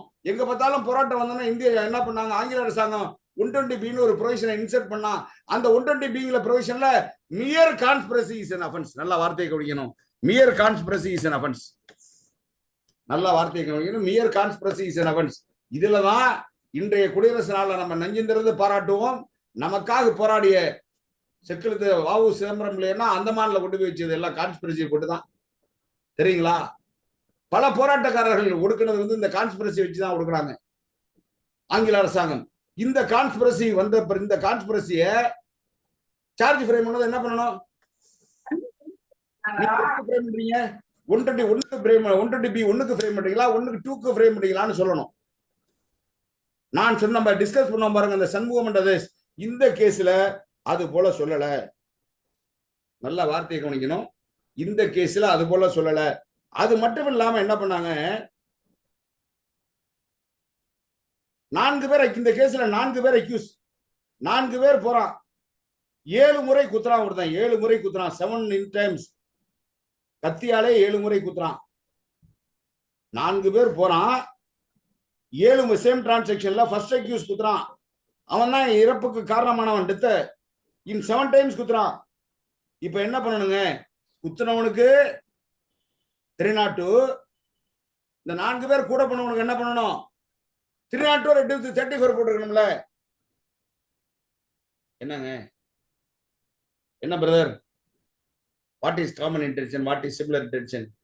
Common intention is different from similar intention. என்ன வார்த்தையை காணும் சூனால் அகாடமி தோழர்களே. 4 பேர் போறான். நல்லா கேட்கிற. 4 பேர் போறான். 4 பேர்ல ஒருத்தன் குத்து, 4 பேர் ஒன்றாக போறான். சம்பவ இடத்துக்கு செல்கிறார்கள். ஒருத்தன் கத்தி வச்சிருக்கிறான். A1 கத்தியால, A1 கத்தியால 7 டைம் குத்துறான். குத்துனவன் செத்து போயிடறான், 2 and 3 4 அக்கரன்ஸ்ல நிக்கிறான், அவனுக்கு எய்ட் பண்றான், அவனோட இருக்கான், அந்த குற்றச்செயலில் அவன் குற்றச்செயலில் ஈடுபடுவான்னு தெரிஞ்சு கலந்துக்கிறான். இப்ப என்ன பண்ணணும்? 302 2 with 34 போட்டுக்கணுமா? இந்த கேஸ்ல அது மாதிரி போடல. அப்ப அந்த தீர்ப்பை படித்து விட்டு எஸ்என்ஜே என்ன பண்ணாருன்னா தமிழ்நாடு முழுக்க ஒரு சர்க்குலர் விட்டார். இனி மாவட்ட அமர்வு நீதிமன்றங்களில அமர்வு வழக்குகளை துவங்குவதற்கு முன்னால் opening for the prosecution is very essential. நல்லா கவனிக்கணும். Opening for the prosecution is very essential. நீ ஓப்பனிங் ஃபார் தி ப்ராசிக்யூஷன் பண்ணுங்க. ஓப்பனிங் ஃபார் தி ப்ராசிக்யூஷன் பண்ணுனா கோர்ட்டுக்கு சார்ஜ் ஃப்ரேம் பண்றதுக்கு ஏதுவாக இருக்கும். அரசு குற்றத்துறை வழக்கறிஞர் அந்த வேலையை செய்யணும். எந்தெந்த சாட்சியை விசாரிக்கிறேன், என்னென்ன எவிடன்ஸை வைக்கிறேங்கிறத சொல்லணும் ஒரு அப்படின்னு சொல்லி சர்க்குலர் விட்டாங்க. அதே 2017ஆம் ஆண்டில் மற்றொரு தீர்ப்பு வந்தது. அதே நாகம் தையாவும் ஜஸ்டிஸ் ஆதிநாதன் ஐயா விளங்கினது. 2017 one law weekly criminal page 885 Muniyandi and others versus state represent by the inspector of police, Roshanai police station, Tindivanam. Muniyandi and others versus state represent by the inspector of police, Roshanai police station, Tindivanam அப்படின்னு இந்த கேஸ். நல்லா கவனிக்கணும் தலைவர்களே. இந்த தீர்ப்பனா நீங்க எடுத்து படிச்சு பாருங்க. What are the mistakes committed by the judges at the time of pronouncing the judgments? What are the mistakes committed by the trial judges? That must be mentioned in the judgment by our honorable High Court Justice Nagamth J. இந்த வழக்குல charge என்னன்னா 147, 148, 149, 302, 324, 326. இப்ப 149க்கு 149, 148யும் 149, 147 2 with 149 போட முடியுமா சுவாமி? போட முடியுமா? 148 2 with 149 போட முடியுமா சார்? நான் சொல்றது யோகிசன், kindly answer the legal position. Sir போட முடியாது sir. Very good, very good, very good. இந்த மாதிரி தான் பிள்ளைகளுக்கு சொல்லி தரணும், தெரியுங்களா? ஏன் போட முடியாது? You can explain that. 147 is 5 அல்லது 5க்கு மேற்பட்ட நபர்களோ இந்திய தண்டனை சட்டத்தில் சொன்ன அந்த 141வது பிரிவுக்கு உட்பட்ட 5 வரையறைக்குள் ஒரு செயலை செய்யும் போது அது சட்டவிரோத கும்பல் என்று அழைக்கப்படும். நல்லா கவனிக்கணும், சட்டவிரோத கும்பல் என்று அழைக்கப்படும். இப்ப சட்டவிரோத கும்பலில் அங்கத்தினராக இருந்தாலே அது தண்டிக்கக்கூடிய குற்றம். 143 ஈத்தாசா படி, பழைய 143 ஈத்தாசா படி. இப்ப சட்டவிரோத கும்பலில் அங்கத்தினராக இருப்பவர் ஒருவர் செய்கிற செயல் மற்றவரை கட்டுப்படுத்தும். கன்சிக்யூட்டிவ் லைபிலிட்டி 149ல. அப்ப என்ன சார்ஜ் வரணும்? 302 2 with 149 வரணும் ஒழிய 147 2 with 148 வரக்கூடாது, 148 2 with 149 வரக்கூடாது. தெரியுங்களா? தெரியுதா? கரெக்டா Yogisan? Yogisan yes sir, yes sir, correct sir, correct sir, correct sir. இதை நீங்க புரிஞ்சுக்கணும். அதாவது நீங்க செஷன்ஸுக்கு பரீட்சைக்கு டிஜிக்கு தயார் பண்றவங்களுக்கு இதெல்லாம் ரொம்ப ரொம்ப ரொம்ப ரொம்ப முக்கியம். ஏபிபிக்கும் உங்களை கோக்கணும்னா எங்க கோப்பாங்கன்னா இந்த ரீட் வித் எல்லாம் வச்சு கோப்பாங்க. இண்டிவிஜுவல் லேபிலிட்டி, கன்ஸ்டியூட்டிவ் லேபிலிட்டி ரெண்டு எங்கெங்க வரும்னு சொல்லி கேள்வி கேட்கும் போது உங்களை மடக்குவதற்கு இந்த மாதிரி ப்ரொவிஷன் வாய்ப்பாக இருக்கும். இப்ப இந்த கோர்ட்ல இந்த திண்டிவனம் கேஸ்ல இந்த நீதிபதி என்ன பண்ணிடுறாருன்னா சார்ஜே அந்த மாதிரி அடிச்சிடுறாரு. சரி, சார்ஜ் அந்த மாதிரி அடிச்சுட்டாரு மட்டும் வச்சிடல, அந்த தீர்ப்பை எடுத்து படிச்சு பாத்தீங்கன்னு வச்சுக்கலாம். அந்த தீர்ப்பை போடுங்களா தம்பி. அந்த தீர்ப்புல படிச்சு பாத்தீங்கன்னா என்ன பண்ணிடுவாரு தம்பி? ஒரு மிகப்பெரிய தப்பு பண்ணிடுவாரு. என்னன்னா அந்த வழக்குல 50க்கு மேற்பட்டவர்கள் அக்யூஸ்டா இருப்பாங்க. அது 50க்கு மேற்பட்டவர்கள் அக்யூஸ்டா இருப்பாங்க அந்த கேஸ்ல. பாருங்களா தம்பி, நிறைய தீர்ப்பு வச்சிருக்கிறேன், உங்களுக்கு சொல்லி தர வேண்டும் என்று காலத்தின் அருமைங்கிறது நானே ஸ்டார்ட் பண்ணி போறதா நினைக்கிறேன். இந்த பாருங்க, திருமணம் கேஸ்ல 50க்கு மேற்பட்ட அக்யூஸ் இருக்கும். இவர் என்ன பண்ணிடுவாரு, ஜட்ஜி என்ன பண்ணிடுவாங்க,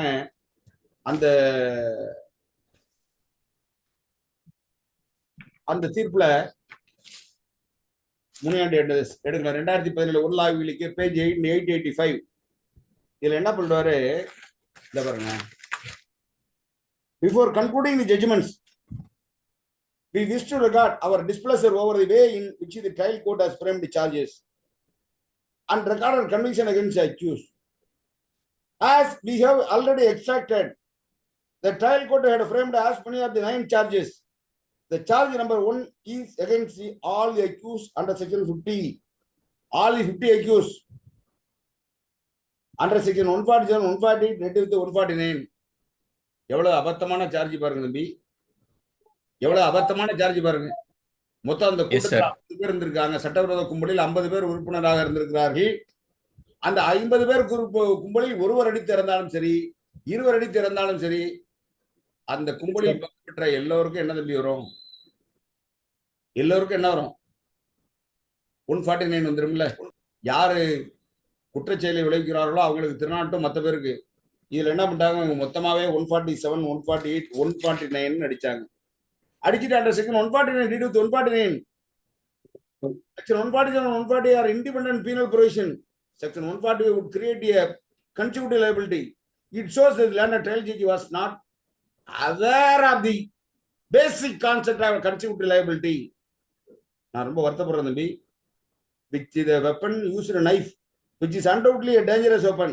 And when injury caused only a grievous charge framed under section 325. பார்த்தாங்க, ஜட்ஜி ஜுடிஷியல் அகாடமியில் போய் 1 மாசம் ட்ரைனிங் எடுத்துட்டு வா. விளையாட்டுகள் தம்பி, தமிழக ஜுடிஷியல் வரலாற்றில் நடந்த உண்மையான தீர்ப்பு இந்த தீர்ப்பு. இந்த நீதிபதியை இந்த தீர்ப்புல முடிக்கும் போது என்ன பண்ணுவாங்க, அந்த நீதிபதியை தமிழக ஜுடிஷியல் அகாடமியில போய் இந்த பாருங்க, now we training the punishment imposed on the already அதெல்லாம் சொல்லிட்டு we believe for suspension of sentence be directed to the registrar to send the learned judge by learned judge additional DCG Sanjay Dindivanam for judicial training in the judicial academy. We are informed that he accordingly underwent judicial training. We believe at least now he would have learned his judicial responsibilities. அப்படின்னு செஞ்ச தொட்டு தமிழகத்துல அது என்ன பண்ணிடுறாங்கன்னா, இப்ப எல்லா கேஸ்லயுமே என்ன பண்ணிடுறாங்கன்னா, RCl கேஸா இருந்தா கூட சரி, செஷன்ஸ் கேஸா இருந்தாலும் சரி, மேஜிஸ்ட்ரேட் கோர்ட்ல உள்ள கேஸா இருந்தாலும் சரி, சார்ஜில் தப்புனா என்ன பண்றாங்க, எல்லாம் முதல் நாள் ஜட்ஜ்மெண்ட்டுக்கு முதல் நாள் அன்னைக்கு சார்ஜ் என்ன சார்ஜோ அதுக்கு மாத்தி இப்ப நல்ல ஒரு முன்னேற்றம் நம்ம தமிழக ஜுடிஷியல்ல இந்த தீர்ப்புகள்லாம் வந்த பிறகு கிடைத்திருக்கிறது. இப்ப நம்ம இந்த இதை எதுக்கான்னு சொல்றேன் அப்படின்னா தம்பி, இப்ப பாருங்களேன், இப்ப ஓப்பனிங் ஃபார் தி ப்ராசிக்யூஷன்ல என்ன நன்மை யாராவது சொல்ல முடியுமா? 2025, 2024 1 SCC கிரிமினல், 2024 1 SCC கிரிமினல் பக்கம் 589, குலாம் அசன் பிஜி versus Mohammed Maqbool Nakre and others. இது ரீசெண்டா வந்த சுப்ரீம் கோர்ட் தீர்ப்பு. இது 3 நீதிபதிகள் அடங்கிய அமர்வு, கான் வில்கார், அபய் ஓஹா, ஜே பர்திவாலா 3 பேர் அடங்கிய தீர்ப்பு. இந்த தீர்ப்புல என்ன சொல்றாங்கன்னா, opening case for prosecution only for the public prosecutor before framing the charge held before the court proceed to frame the charge against the accused. The public prosecutor owes a duty to give a fair idea. To the court as regard the case of the prosecutor. தன்னுடைய வழக்கு என்ன என்பதை நீதிமன்றத்திற்கு அவர் எடுத்துச் சொல்வதற்கு 226 பயன்படுத்திக்கணும். இப்ப ரீசெண்டா வந்த தீர்ப்பு. நான் உதாரணத்துக்கு ஒண்ணு சொல்றேன் தம்பி, இந்த ஒரு இது எதற்கு பயன்படுத்திக்கலாம் சொல்லுங்க. இப்ப ஓப்பனிங் ஃபார் ப்ராசிக்யூஷன் பண்றாங்க, இது மட்டுமா? இது நிறைய ஹெல்ப் பண்ணும் ப்ராசிக்யூட்டருக்கு. எப்படின்னு பண்றீங்களா, ஒரு கேஸின் கவுண்டரா இருக்கும், அந்த கேஸின் கவுண்டரை போலீஸ் மறைச்சிருப்பான்.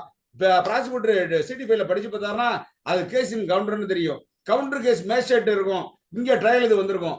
நல்ல ப்ராசிக்யூட்டரா இருந்தா ஓப்பன் கோர்ட்ல ஓப்பனிங் ஆகுது ப்ராசிக்யூஷன் சொல்லும் போது இந்த கேஸ்ல கேஸின் கவுண்டர் இருக்குங்க, இதே நேரத்தில் இதே இடத்தில் எதிர்தரப்பும் காயம்பட்டிருக்கிறார்கள், அந்த காயம்பட்டதற்கு வழக்கு மேஜிஸ்ட்ரேட் கோர்ட்ல இருக்கு, அந்த வழக்கை இந்த நீதிமன்றத்திற்கு அந்த மேஜிஸ்ட்ரேட் விட்டு லெட்டர் எழுதி அனுப்ப சொல்லணும். இப்ப புதுசா வந்திருக்க 2019 ரூல்ஸ் ஆஃப் பிராக்டிஸ்லயே அதுக்கு ப்ரொவிஷன் வந்துருச்சு. 33 subclause 4 criminal rules of practice 33 subclause 4 அதை வச்சு அவர் எழுத சொல்லி இந்த கோர்ட்டுக்கு அனுப்புங்க. இந்த விஷயங்கள் எல்லாம் ஓப்பனிங் ஃபார் ப்ராசிக்யூஷன்ல செய்யலாம். அவர் செய்யலைன்னா நம்மளும் செய்யலாம். ப்ராசிக்யூட்டர் செய்யலைன்னா நம்மளும் செய்யலாம். ப்ராசிக்யூட்டர் நம்ம ஓபன் பண்ணி ப்ராசிக்யூஷன் பேச முடியாது.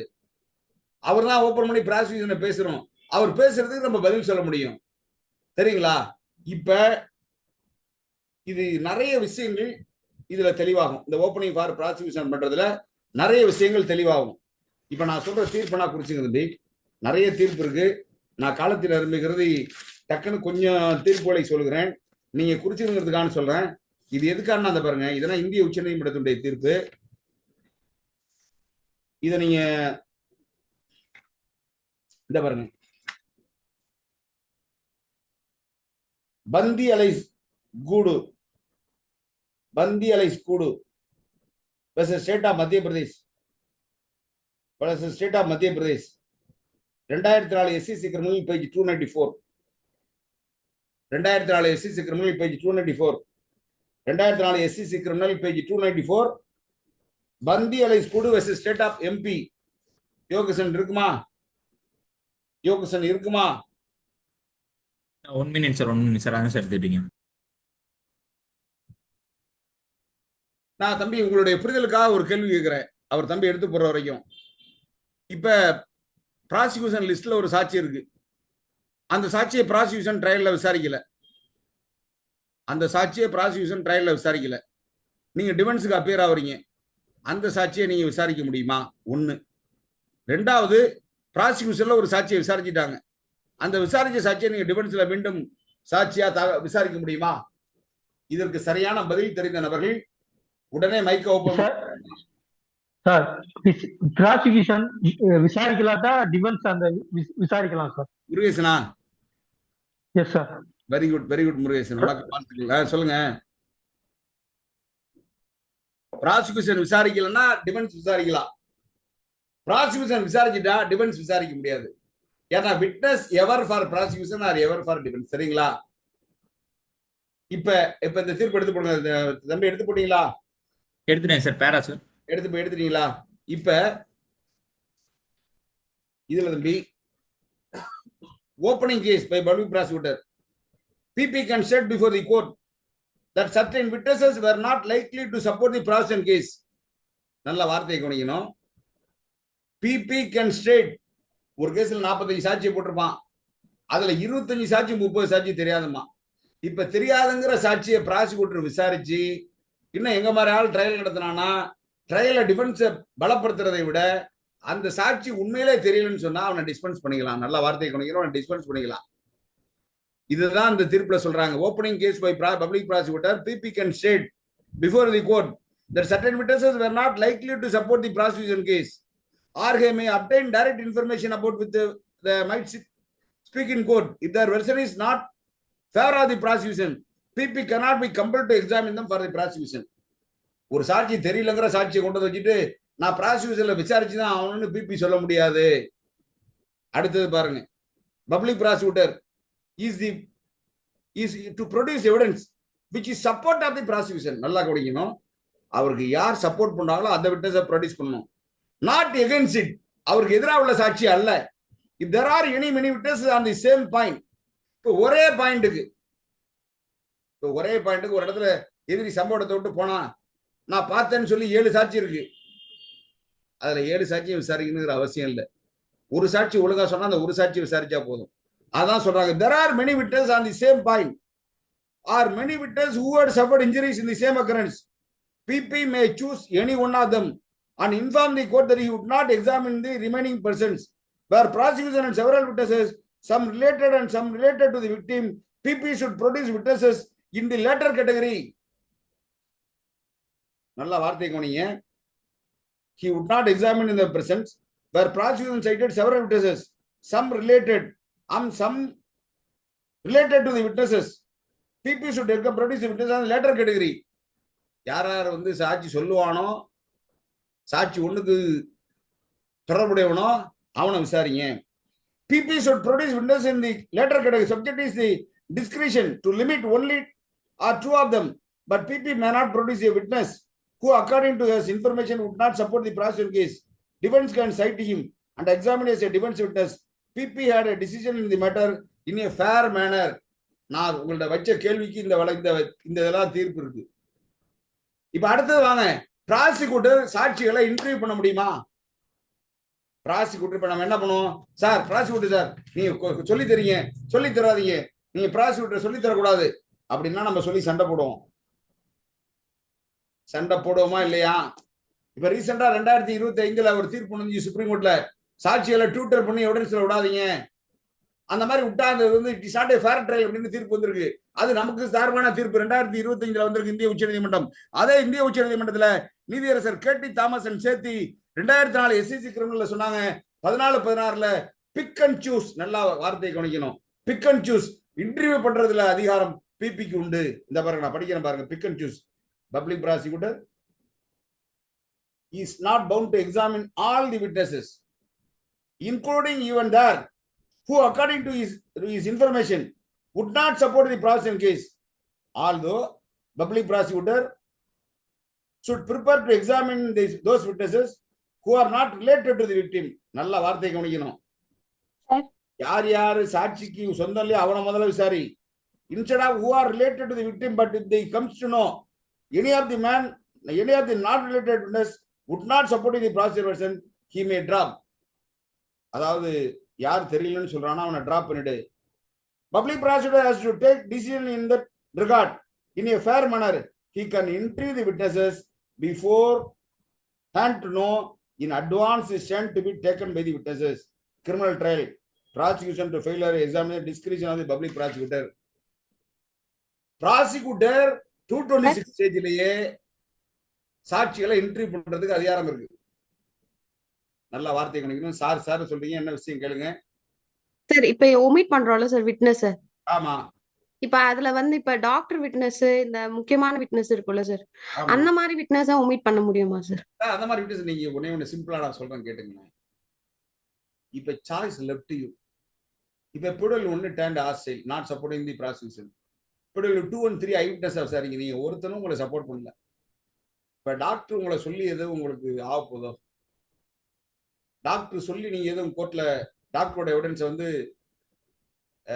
டேக்கன் இன்டு கன்சிடரேஷன் எடுத்துக்க போறாங்களோ, நீங்க ஹாஸ்டைல் வேல்யூக்கு நிறைய ஜட்ஜ்மெண்ட் படிச்சு பாருங்க. கிராசிங் வர்சஸ் யூனியன் ஆஃப் இந்தியா. இன்னும் சொல்ல போனா நம்ம சதீஷ்குமார் ஐயோட ஜட்ஜ்மெண்ட் இருக்கு, கண்ணன் என்கிற மன்னனை கண்ணன் வர்சஸ் ஸ்டேட். ஹாஸ்டைல் விட்னஸுக்கு எவிடென்டரி வேல்யூ உண்டா, அதை முதல்ல நம்ம தெரிஞ்சுக்கணும். ஹாஸ்டைல் விட்னஸுக்கு எவிடென்டரி வேல்யூ இல்ல. Suppose there is any piece available for the prosecution, it must be taken into consideration. இப்ப நீங்க பிடல் 1 டோட்டலா எனக்கு தெரியாதுன்றான், 2, 3, 4 ஐ விட்னஸ் வரைக்கும் எல்லாம் தெரியாதுன்றான். கேஸை சீக்கிரம் டிஸ்போஸ் பண்ணணும். நீங்க என்ன பண்ணலாம், உங்களுக்கு அருமையான ப்ரொவிஷன் சிஆர்பிசில ரூல்ஸ் ஆஃப் ப்ராக்டிஸ்ல கொடுத்துருக்கோம் 293ன்னு, ஓல்டு சிஆர்பிசில 294 கொடுத்தோம். நீங்க ஒரு அந்த மனுவை போட்டு அந்த ஃபார்ம் ரூல்ஸ் ஆஃப் ப்ராக்டிஸ்ல 79 ஒரு ஜுடிஷியல் ஃபார்ம் இருக்கு, அந்த ஃபார்ம்ல ஃபில்அப் பண்ணி இன்னென்ன சாட்சியை நான் டிஸ்பென்ஸ் பண்ணிக்கிறேன், இன்னென்ன சாட்சி வந்து நான் ஐஓ டாக்டர் விசாரிக்கிறேன், அவர் மூலியமா என்னென்ன டாக்டர் விசாரிக்கல, ஐஓ மூலியமா நான் டாக்டரோட சர்டிஃபிகேட்டை மார்க் பண்ணிக்கிறேன், உங்களுக்கு ஏதோ ஆட்சேபணம் உண்டான்னு நீங்க கேட்டீங்கன்னா டிஃபென்ஸ்ல நோ அப்ஜெக்ஷன் எழுதி கொடுத்துட்டாங்கன்னா it will called as evidence. It will called as evidence. தெரியுங்களா சகோதரி? Okay sir. சரிதா? அதோட இல்லாம சில நீதி என்ன பண்ணுவாங்க, நோ நோ நோ நோ நீங்க எல்லா சாட்சியும் விசாரிச்சு தான் ஆகணும், நீங்க விசாரிக்கலன்னா நான் விசாரிப்பேன், இப்படி சொல்றவங்க இருக்காங்க. அவங்களாம் என்ன சட்டம் வந்து நான் சொல்றது என்னன்னா எவிடென்ட்ரி வேல்யூ இருக்கா இல்லையாங்கதான் பிரச்சனை. இப்ப எதனால வச்சான் 294 சிஆர்பிசி, எதனால வச்சான், எதனால 293 நம்ம கிரிமினல் ரூல்ஸ் ஆஃப் ப்ராக்டிஸ்ல ஒரு ப்ரொவிஷன் வச்சோம்? இப்ப கோர்ட்டோட நேரத்தை இதை மிச்சப்படுத்தணும். இப்ப பிக் அண்ட் சூஸ் யாருக்கு? என்னோட கருத்து என்னன்னா, நான் ஒரு நல்ல டிஃபென்ஸ் லாயரா சொல்லணும்னா, பிக் அண்ட் சூஸ் யாருக்கு அதிகாரம்னா ப்ராசிக்யூட்டருக்கு தான். கோர்ட் வேணா நினைச்சா ஓபன் பண்ணிட்டு கோர்ட் சோ மாட்டவா. நீங்க விட்னஸ் தெரியலன்னு சொல்லிட்டாலே அவனை கம்பல் பண்ணி எவிடன்ஸ் வாங்குறது சில கோர்ட்ல நான் பார்க்க ரொம்ப மனசு சங்கடமா இருக்கும் எங்களுக்கு எல்லாம். அந்த மாதிரி கோர்ட்ல போய் உட்காந்துருக்கும் போது ஏன்டா அந்த கோர்ட்ல வந்து மாற்றணும்னு இருக்கும், தெரியுங்களா உங்களுக்கு? அது மாதிரி இருக்காங்க, இல்லைன்னு சொல்ல முடியாது. அது மாதிரி இருக்காங்க. தெரியாதுன்னு சொல்ற சாட்சியை சொல்ல வைக்கிற நீதிபதியும் இருக்கிறார்கள். அது ஒரு சிலர், எல்லாரும் கிடையாது. எல்லா நீதிபதிகளும் அது போல கிடையாது. ஒரு சிலர் என்ன பண்ணாங்க, தெரியாதுங்கிற சொல்ற சாட்சியும் தெரியும்னு சொல்ல வைக்கிற வரைக்கும் அவங்களுக்கு ஒரு திருப்தி அடைகிற நீதிபதிகள் இருக்கிறார்கள். அது ஏதாவது ஒரு அவருடைய திருப்திக்காக அது ஆண்டவன் தான் இருக்கிறான் அப்படின்னு அடிக்கடி நான் சொல்வது உண்டு. சரிங்களா? அந்த மாதிரி எண்ணத்தை நீங்க கட்டிட்டு போக போறீங்க. தெரியாதுங்கிற கேஸ்ல தெரியும்னு சொல்ல வச்சு என்ன நம்ம கொண்டு போகணும் சொல்லுங்க? கிராமத்துல, அது இன்றைய நாட்கள் நடக்கிற கிராமத்துல அப்பம் தகராறு, அண்ணன் தம்பி தகராறு, குடும்ப தகராறு, வேலை தகராறு வந்து போஸ்கோல வற்புறுத்தினா கூட ரைட்டு. சாதாரண ஐபிசி அப்படின்னு வற்புறுத்துறது மிகவும் தவறு அப்படிங்கிறது என்னுடைய தனிப்பட்ட கருத்து. அதனால வந்து டிஸ்பென்ஸ் பண்ற அதிகாரம் பிபிக்கு தான். ஆனா டிஸ்பென்ஸ் பார்த்து பண்ணணும். நாங்க என்ன பண்ணுவோம், டிஃபென்ஸ்ல என்ன பண்ணுவோம், தாக்கல் செய்யக்கூடிய விட்னஸ் தாக்கத்தை கூடியதாக இருந்து அதை வந்து தாக்கல் செய்யாததுனால அது வந்து அரசுக்கு எதிராக போயிடுமோன்னு இன்ஃபரன்ஸ் வரும் 114ல. அது மாதிரி விட்னஸுக்கு அதுக்கு நிறைய தீர்ப்புகள் இருக்குது. எல்லாத்துக்கும் இன்ஃபரன்ஸ் வந்துட முடியாது. அந்த சாட்சி மெட்டீரியல் விட்னஸா, ஐ விட்னஸா, இதெல்லாம் பார்க்கணும். எல்லாவற்றுக்குமே தீர்ப்பு இருக்குமா. படிக்க படிக்க உங்களுக்கு வசப்படும் சகோதரி, படிக்க படிக்க வசப்படும். அதனால நேரம் கிடைக்கும் போதெல்லாம் படிச்சுக்கிட்டு இருங்க. நம்ம இப்ப கிளாஸுக்கு போயிடுவோம். இப்ப நான் சொன்ன இந்த தீர்ப்புப்படி ஜஸ்டிஸ் ஐயா ஒரு ஜஸ்டிஸ் கேடி தாமஸ் ஐயா தீர்ப்புப்படி இன்டர்வியூ பண்ற அதிகாரம் உண்டு. யாருக்குன்னா பப்ளிக் ப்ராசிக்யூட்டருக்கு உண்டு. இப்ப பப்ளிக் ப்ராசிக்யூட்டருக்கு நம்ம இவ்வளவு சொல்லிட்டோம். அடுத்தது 227 எடுத்து போடுங்க தம்பி. பழைய 227 தம்பி யோகிசன் 227 போட்டேன் சார். டிஸ்ப்ளே பண்ணியாச்சு சார். டிஸ்ப்ளே பண்ணியாச்சு. 227 யாராவது படிங்க. யார இப்ப யோகிசன் நீனே படிங்க. எங்க நம்ம பொன்மாரி இல்லையா? Okay sir. 227 discharge.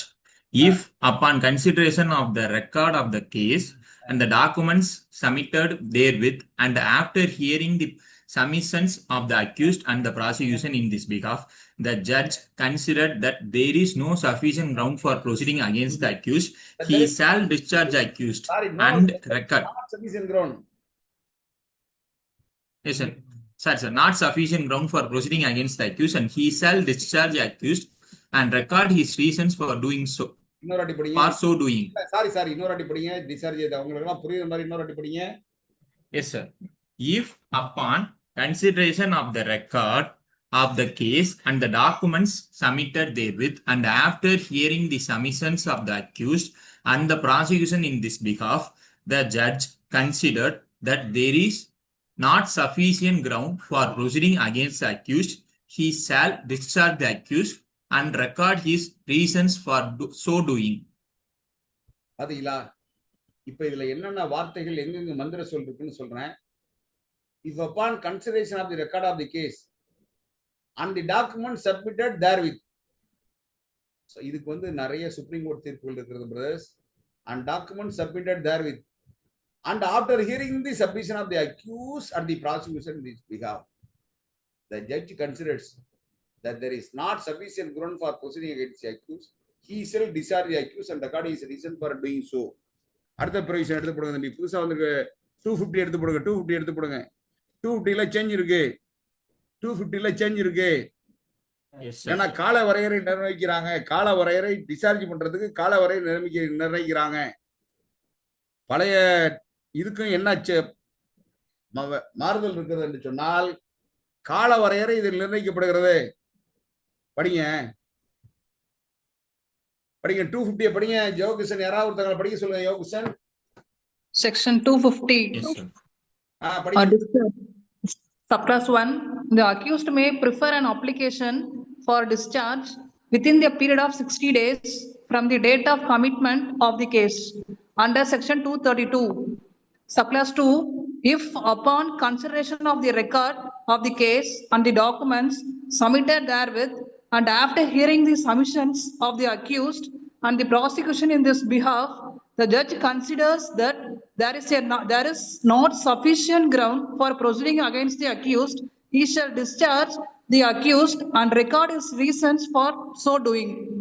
இப்ப பாத்தீங்களா, பழைய 227வது பிரிவில் என்ன இருக்கிறதோ அது வரி மாறாமல் 2வது பிரிவில் இருக்கிறது. இப்ப முதல் பிரிவுல என்ன வச்சிருக்காங்கன்னா, the accused may prefer an application for discharge within a period of 60 days from the date of commencement of the case.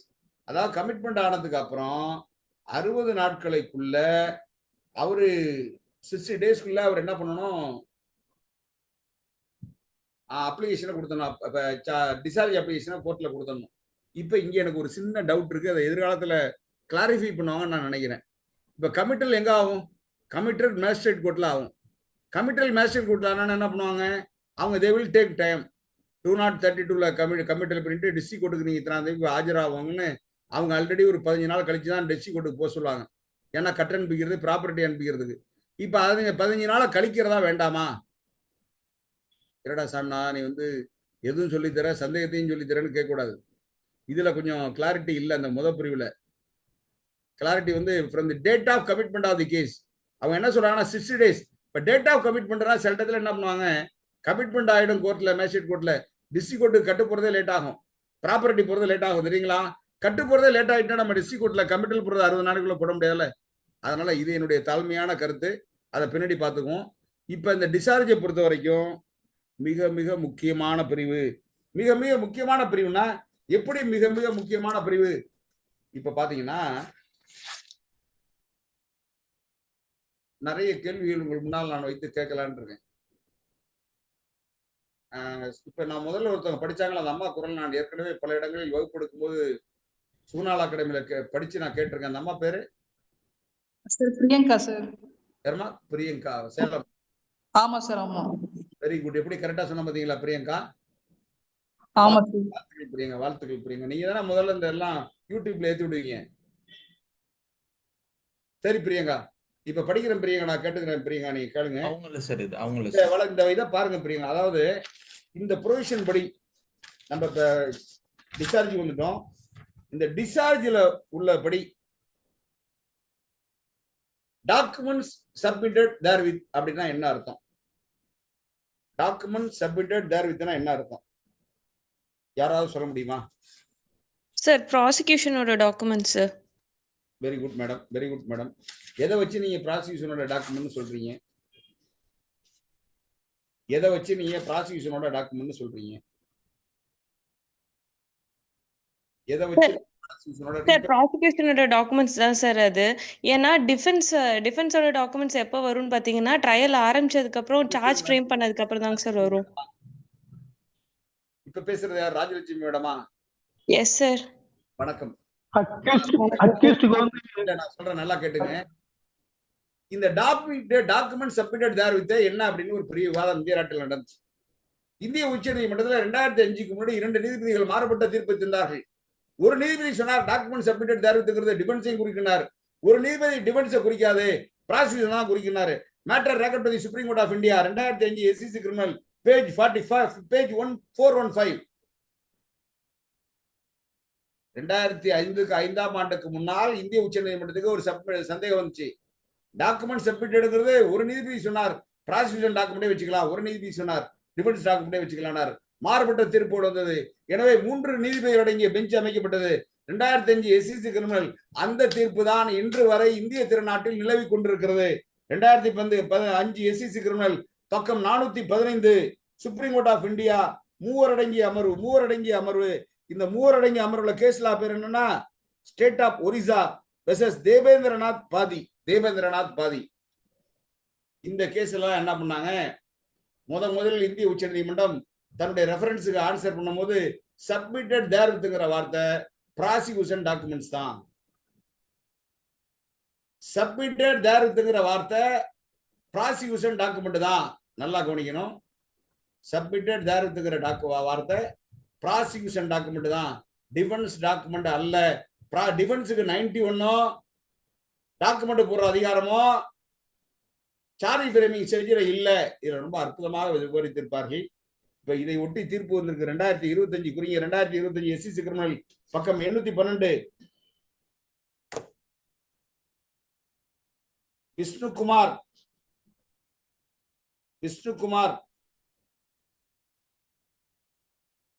இந்த புத்தகம் 2025 SCC criminal page 812 page 812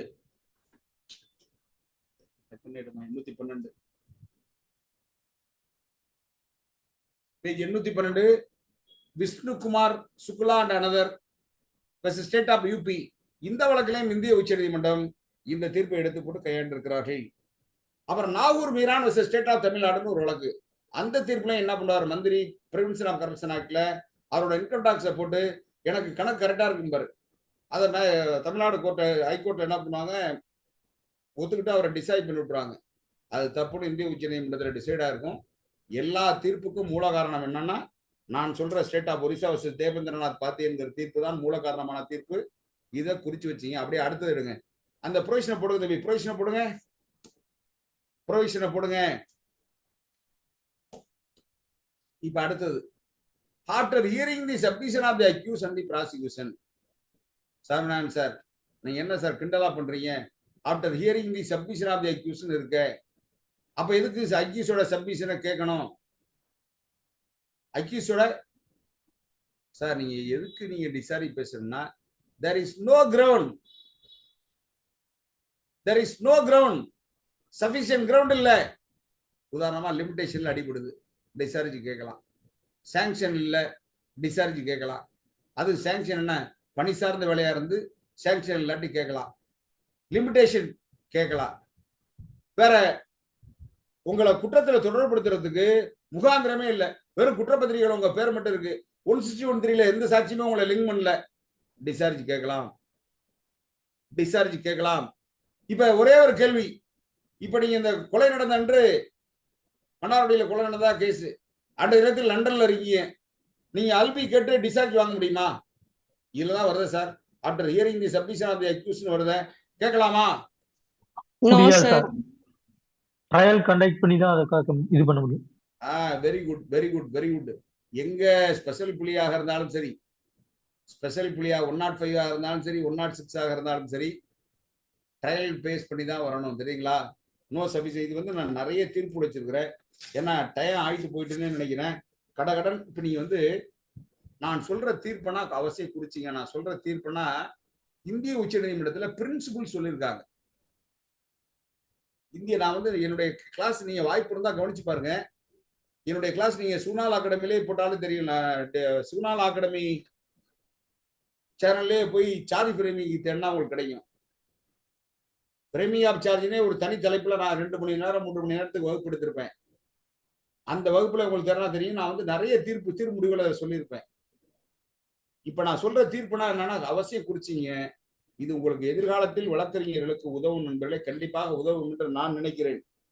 2010 3 SCC criminal page 1371, page 1371, Sajan Kumar vs CBI, Sajan Kumar vs CBI. இந்த தீர்ப்பை வழங்கியவர் நம்மளுடைய தமிழ்நாட்டிலிருந்து சென்ற நீதியரசர் சதாசிவம் ஐயா.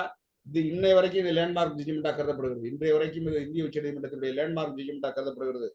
அடுத்த தீர்ப்பு சொன்ன குறிச்சிங்க, 2010 2 Madras weekly notes criminal, 2010 2 Madras weekly notes criminal, page 379, page 379, Vijayan versus state of Kerala, Vijayan versus state of Kerala, Vijayan versus state of Kerala. இதுலயும் இந்த சஜன் குமார்ல என்ன கைட்லைன் சொன்னாங்களோ அந்த 7 கைட்லைன்ஸ் அப்படியே எடுத்து சொல்லுவாங்க. அந்த 7 கைட்லைன்ஸ் அப்படியே எடுத்து தம்பி யோககிருஷ்ணன், அந்த கைட்லைன்ஸ் அப்படியே எடுத்து வச்சீங்க. யோககிருஷ்ணன் 7 கைட்லைன்ஸ் எடுத்து வச்சீங்க. இந்த கைட்லைன்ஸை எதுல இருந்து எடுத்து சொன்னாங்கன்னா 1979ஆம் ஆண்டில் இந்திய உச்ச நீதிமன்றம் SCC கிரிமினல் 609ல union of India versus Prafulla Kumar Chamal,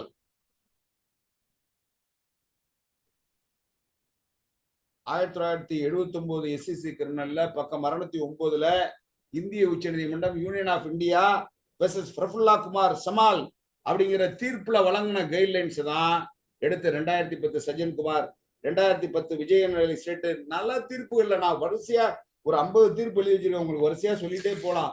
ஏன்னா காலத்தின் நிரம்பிகதை குறைத்துக் கொள்கிறேன் நண்பர்களே, காலத்தின் நிரம்பிகதை குறைத்துக் கொள்கிறேன். வேற அங்க உங்களுக்கு வாய்ப்பு மீண்டும் எடுக்கிற வாய்ப்பு இருந்தா கண்டிப்பா நான் உங்களுக்கு கண்டிப்பா எடுப்பேன். இப்ப இதெல்லாம் நீங்க இந்த தீர்ப்புகள்லாம் நீங்க தயவு செய்து நான் எதுக்கான்னு சொல்றேன்னா தம்பி பாருங்க, இது இப்ப பாருங்க, இந்த பாருங்க தம்பி, நீங்க இப்ப இந்த தீர்ப்பை வாங்க தம்பி, இந்த கைட்லைன்ஸ் வாங்க, 7வது கைட்லைன்ஸ் வாங்க தம்பி, 7வது கைட்லைன்ஸ் வாங்க தம்பி. எடுத்துட்டீங்களா தம்பி? எந்த தீர்ப்பு போறீங்க தம்பி? இது நீங்க சொன்ன 1979 கேஸ்ல சார். அதுல நீங்க பிரபுல்லா கான் அந்த இதுல எடுத்துருங்க. நம்ம சஜன் குமார்ல தீர்ப்பு எடுங்க. சஜன் குமார்ல போட்ட சஜன் குமார் 1 மினிட் சார். சஜன் குமார்ல போட்ட கைட்லைன்ஸ் எடுங்க.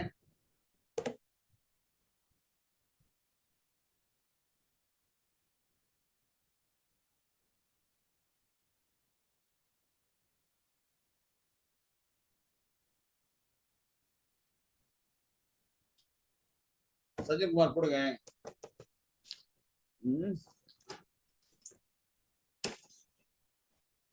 நான் இது எதுக்கான்னு சொல்றேன்னா தம்பி, நான் வந்து உங்களை எல்லாம் நீங்க எல்லாம் பெரிய வழக்கறிஞர், நீதிபதி ஆகணும், அரசு குற்றத்துறை வழக்கறிஞர் ஆகணும் அப்படிங்கிற நோக்கத்துல நான் எடுக்கல. என்னுடைய நோக்கமே தம்பி, நீங்க என்ன நல்ல வழக்கறிஞர்களாக ஆக வேண்டும். ஃபர்ஸ்ட் என்னோட நோக்கமே தம்பி, நீங்க என்ன நல்ல வழக்கறிஞர்களாக வேண்டும், நல்ல சட்டத்தில் புகழ் பெற வேண்டும் அப்படிங்கிறதான் என்னுடைய நோக்கம். நான் ஒவ்வொரு வகுப்பு நடத்தும் போது நான் சொல்றதான், பாசானா அரசு குற்றத்துறை வழக்கறிஞர், பாசானா நீதிபதி, ஃபெயிலானா டேக் இட் ஈஸி, நீ நல்ல வழக்கறிஞர். டேக் இட் ஈஸி பாலிசின்னு ஒரு பாட்டு இருக்கும்போது அதை நினைச்சு கொண்டேதான். என் ஜூனியர்ஸ் எல்லாம் சொல்லிட்டாங்க, சார் நாங்கள் எவர் டேக் இட் ஈஸி பாலிசி தான் நினைச்சுக்கிறோம் அப்படின்ட்டு. நீங்க எடுத்து பாருங்க, இந்த பாருங்க தம்பி, இந்த பாருங்களேன். தயவு செய்து நான் ஒவ்வொரு தீர்ப்பு வைத்தும் நிறைய சம்பாதிச்சிருக்கேன். அதனால நான் உங்கள்கிட்ட சொன்னா நீங்க ஆச்சரியப்படுவீங்க. இப்ப பாருங்களேன், if two views are possible and one of them gives rise to suspicion only and distinguished from grave suspicion, the trial judge will empower to discharge the accused at this stage. He is not to see whether the trial will end in conviction or acquittal. ஜட்ஜி வந்து trial discharge பண்ற இடத்துல ஃப்ரீமா பேசி charge frame பண்ற இடத்துல trial விடுதலை ஆகுதா conviction ஆகுதான்னு பார்க்க கூடாது. Weather the prima facie once made out or not, இதை தான் பார்க்கணும். இந்த 7வது அதுல 2 விதமான கருத்துக்கள் இருந்தால், ஒன்று சந்தேகமாக இருந்தால், ஒன்று கிரேவ் சந்தேகமாக இருந்தால், தெரியுங்களா, ஹி இஸ் நாட், இது வந்து கன்விக்ஷன் ஆடுன்னு ஜட்ஜி கருதக்கூடாது. இந்த 7வது பாயிண்டோட அர்த்தத்துக்கு அதான். நான் சேலத்தில் ஒரு வழக்குக்கு சென்றது, நாங்கள் போனோம்னா எல்லாருமே போஸ்கோ வழக்கு, ஒரு தலைமை ஆசிரியர் மீது. அதை இன்னும் ஒரு பெரிய ஒரு நான் வணங்கி மகிழ்கிற ஒரு நபர் எனக்கு அந்த வழக்கை தந்திருந்தார். அந்த வழக்கை படிச்சு பார்த்தா ஒரே ஒரு அக்கரண்ட், அதாவது ஸ்கூல்ல ஒரே ஒரு டயத்துல ஒரு பெண்ணை பரீட்சை நடந்து கொண்டு இருக்கும்போது பரீட்சை முடிஞ்சு போனோம்னா அந்த பொண்ணை ஒரே ஒரு டைம் தான், சிங்கிள் ஒரே ஒரு டைம் அந்த பொண்ணோட அந்த ஆசிரியர் தவறான முறையில் உடல் கொண்டதாகவும், அந்த தவறான உடல் முறையின் காரணமாக கற்பம் உண்டாக்கியதாகவும், அந்த கற்பத்தின் வாயிலாக அந்த கற்பத்தை குழந்தை பிறந்தாகவும். ஆனா டிஎன்ஏ டெஸ்ட் போயிட்டு வந்தா அவர் இல்லைன்னு வந்துருச்சு. டிஎன்ஏ டெஸ்ட் போயிட்டு வந்தா அவர் இல்லைன்னு வந்துருச்சு. இன்னும் சொல்ல போனா ட்ரையல் நடத்திருந்தா நல்ல கேஸ். அவர் அந்த பரீட்சைக்கு அந்த ஹால்ல சூப்பர்வைசரே இல்லை. அந்த அம்மா கம்ப்ளைண்ட் எழுதும் போது இது யார் செய்திருப்பார் என்று நான் பள்ளிக்கூடத்திற்கு தேடி வந்தேன், அவரிடம் ஏதாவது ஒரு தொகை பெற்று இந்த பெண்ணுக்கு கலைத்து விடலாம் என்று வந்தேன்னு ஆரம்பிக்கும். நான் சார்ஜ் ஷீட்ல பார்த்துட்டு போஸ்கோ கேஸ்ல டிஸ்சார்ஜ் கேட்டேன். அப்ப சேலத்தில் கேட்கும்போது அங்குள்ள சக வழக்கறிஞர் சொன்னா, என்ன சார் போஸ்கோல டிஸ்சார்ஜ் கேட்குறீங்களா? போஸ்கோ எப்படி சார் கேட்க முடியும்? சயின்டிபிக் எவிடன்ஸுங்க. சயின்டிபிக் எவிடன்ஸ் இவர் இல்லைன்னு வந்துட்டு அக்கேஷன்ஸ் ஒரு டைம் தான். அதனால நிறைய தீர்ப்புகள் இந்திய உச்சநீதிமன்றத்துடைய தீர்ப்புகள் இருக்கிறது, அதை வச்சு நான் கேட்கறேன்னு சொல்லி கேட்டேன். அப்ப 2014 இந்திய உச்சநீதிமன்றத்துடைய தீர்ப்பு ஒன்று டிஎன்ஏ பத்தி வந்துருச்சு. டிஎன்ஏங்கிறது சயின்டிபிக் எவிடன்ஸ். டிஎன்ஏ பெருசா 112 பெருசானா டிஎன்ஏ தான் பெருசுன்னு வந்துச்சு. இந்த தீர்ப்பெல்லாம் கையில் வைத்துக் கொண்டு பேசுறேன். எனக்கு அந்த நீதிபதி உண்மையிலே சொல்றேன், அவர் பேரை சொன்னா எல்லாருமே கமிஷன் முன்னார் அப்படிம்பாங்க.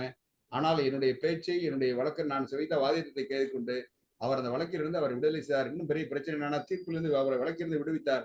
அந்த ஆசிரியர் தன் மீது பொய்யான குற்றச்சாட்டு வந்து விட்டது என தற்கொலைக்கு முயன்று பிழைத்திருக்கிறார் அந்த ஆசிரியர். தான் அதுல உண்மை.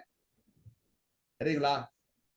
அந்த ஆசிரியருடைய மனைவி எனக்கு தங்க நாணயத்தை பரிசீலித்தார். தங்க நாணயத்தை எனக்கு பரிசீலித்தார். பல்லாயிரக்கணக்கான ரூபாய் எனக்கு பீஸா கொடுத்தாங்க. ஏன்னா நீங்க தீர்ப்பு நீங்க படிக்கணும்.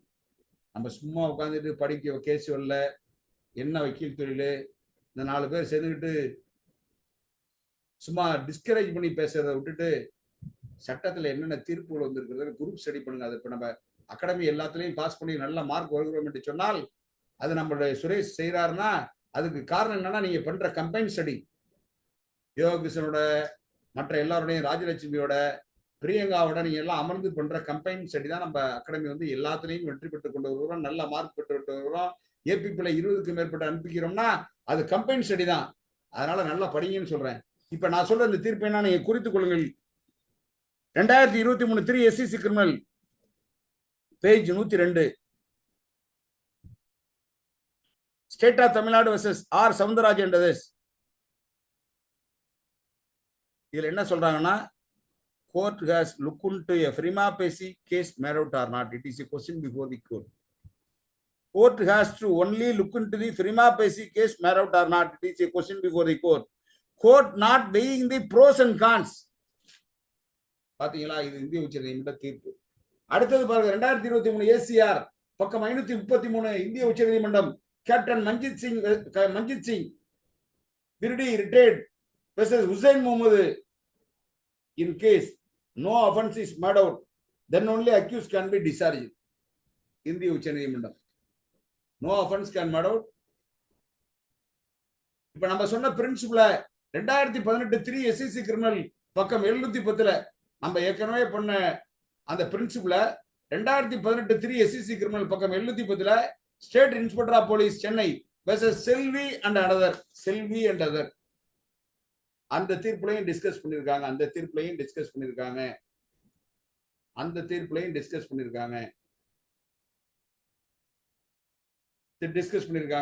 2020 1 SEC criminal page 581 புவனபாய் versus ஞான்சியாம் and others 2020 1 SEC criminal page 811 ME சிவலிங்கமூர்த்தி versus CBI Bangalore 2017 7/12/2017 இந்திய உச்ச நீதிமன்றம் நித்திய பிரமாணதா என்கிற லெனின் இது சுவாமி பிரேமானந்தா கேஸ் versus ஸ்ரீ கோபால் சகலோ ரெட்டி இந்த வழக்கில் இதை பயன்படுத்தி இருக்கிறாங்க. இது மாதிரி எண்ணற்ற தீர்ப்புகள் இருக்கிறது. 2022 1 SEC கிரிமினல் பக்கம் 286 state of Rajasthan versus Ashok Kumar Kashyap.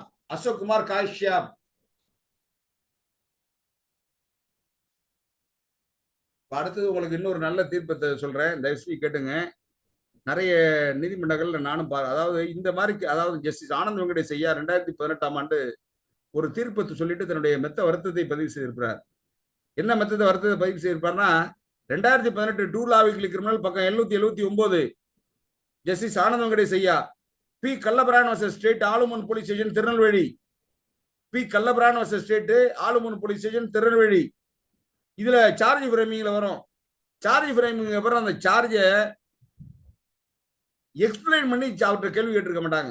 Without explaining the charge ஒவ்வொரு அக்யூஸுக்கும் என்ன சார்ஜ்னு ரீட் பண்ணி அவரை தனியா அடிச்சிருக்க மாட்டாங்க. அதுல தன்னுடைய ஆழ்ந்த வருத்தத்தை பதிவு பண்ணுவார்.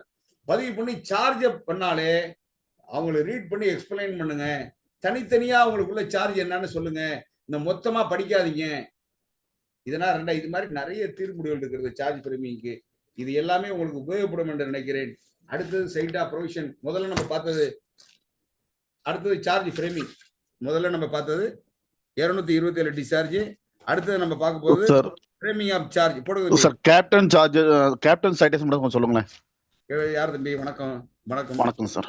கேப்டன் எந்த கேப்டன் கேக்குறீங்க தம்பி? 223 ACR 223 ACR. வணக்கம். சாரி டைம் இல்லாதனால ஸ்பீடா போயிட்டு இருக்கு தம்பி. Captain Manjit Singh 2023 ACR apex court ரிப்போர்ட்னு ஒரு ஜேர்னல் இருக்கு தம்பி. Apex court report 533 SC. இது 12 வேலையும் ரொம்ப கம்மி வேலை தான். இந்த ஒரு ரூலிங் இந்த ஒரு புக்கு வாங்கினீங்கன்னா சுப்ரீம் கோர்ட் எல்லாத்தையுமே கவர் பண்ணிடுவாங்க. Apex court reports 2023 ACR 533 SC captain Manjit Singh. இப்ப நம்ம டிஸ்சார்ஜ பார்த்தோம். அடுத்தது ஃப்ரேமிங் ஆஃப் சார்ஜோட தொடர்புடைய கிரிமினல் ரூல்ஸ் ஆஃப் பிராக்டிஸ் என்ன?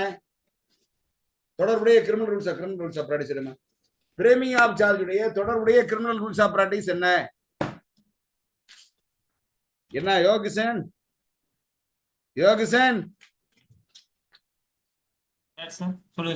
ஃப்ரேமிங் ஆஃப் சார்ஜுடைய தொடர்புடைய கிரிமினல் ரூல்ஸ் ஆஃப் பிராக்டிஸ்ல ப்ரொவிஷன் என்னன்னு கேக்குறேன். நீங்க சொல்ல வேண்டாம், மனசுல வச்சு மட்டும் எடுத்து போடுங்க டக்குன்னு. Okay sir. இருங்க, அதை போடுறதுக்கு முன்னாடி நம்ம கேள்வி வைப்போம். சகோதரிகளை உங்கள்கிட்ட ஒரு கேள்வி. ஃப்ரேமிங் ஆஃப் சார்ஜ் என்பது நீதிபதி தான் சார்ஜ் ஃப்ரேம் பண்ணணுமா, அல்லாட்டி யார் ஃப்ரேம் பண்றது? நீதிபதி கோர்ட் தான் சார் பண்ணணும். யார் ஃப்ரேம் பண்றது? ஜட்ஜி தான் ஃப்ரேம் பண்ணணும். கோர்ட் தான் ஃப்ரேம் பண்ணணும். இதுதான் கோர்ட், அது அப்படிதான் இருக்கு. ஆனா நிறைய நீதிமன்றங்களில் என்ன படும், வேலை பொழிவின் காரணம் என்ன பண்ணாங்க, நல்லா தரவான ஸ்டெடோவா இருந்தாங்க, அவங்களே ப்ரிப்பேர் பண்ணி கொண்டு வச்சிருவாங்க. இதனால நிறைய தப்புகள் வந்துட்டு இருந்துச்சு. 2019 என்ன பண்ணாங்க, கிரிமினல் ரூல்ஸ் ஆஃப் ப்ராக்டிஸ் எழுதும் போது இதுல வேணுக்குனே ஒரு ப்ரொவிஷனை இன்சர்ட் பண்ணாங்க. என்ன ப்ரொவிஷன் பாருங்க, 34A. 2022 அமெண்ட்மெண்ட் இந்த இருக்கு சார். 2022 இருங்க முதல்ல அதை பார்ப்போம். Charge shall be prepared and framed personally by the presiding officer with complete and total application of mind in form number 32 of schedule 2 of the code. நல்ல வார்த்தையை கவனிக்கணும். Charge shall be prepared and framed personally by the presiding officer with complete and total application of mind in form number 32 of the schedule of the code. பழைய கோட்ல form number 32 இருந்துச்சு ப்ரிப்பேருக்கு. Charge எப்படி இருக்கணும்னு நம்ம சார்ஜ்னு போனோம்னா 2 லெவல்ல இருந்து 224 வரைக்கும் பழைய சிஆர்பிசில உள்ள போகலாம். வாய்ப்பு இருக்கிறது உங்களுக்கு சார்ஜ் பிரேமியம் கண்டிப்பா எடுக்கிறேன். இப்போ நீங்க சார்ஜ் வந்து நீதிபதி தான் வைக்கணும்னு சொல்லி 2019 வச்சோம். சார் இதுக்கு தானே ஏன் வச்சாங்கன்னா நிறைய இடங்களில் தவறு வந்துகிட்டே இருந்துச்சு. அடுத்தது பாருங்களேன், 34B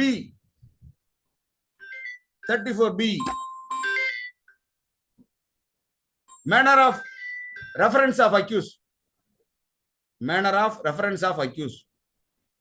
இப்ப அப்படியே இருக்குது தம்பி. நான் இப்ப வந்து சொல்றத நல்லா கேளுங்க. இப்ப கோர்ட்ல அந்த ஆர்டர் ஆஃப் இப்ப நான் மொத்தம் 15 பேர் 25 பேர் அக்யூஸ் இருக்கான். தம்பி நல்லா கவனிக்கணும் தம்பி நல்லா கவனிக்கணும். 25 பேர் அக்யூஸ் இருக்காங்க. இப்ப ஃப்ரேமிங் ஆஃப் சார்ஜ் ஃப்ரேம் பண்றதுக்கு முன்னாடி 3-4 பேர் செத்து போயிறாங்க. ஃப்ரேமிங் ஆஃப் சார்ஜ் பண்றதுக்கு முன்னாடி 3-4 பேர் செத்து போயிறாங்க. இப்ப நீங்க அக்யூஸ் வரிசையை எப்படி டீல் பண்ணுவீங்க?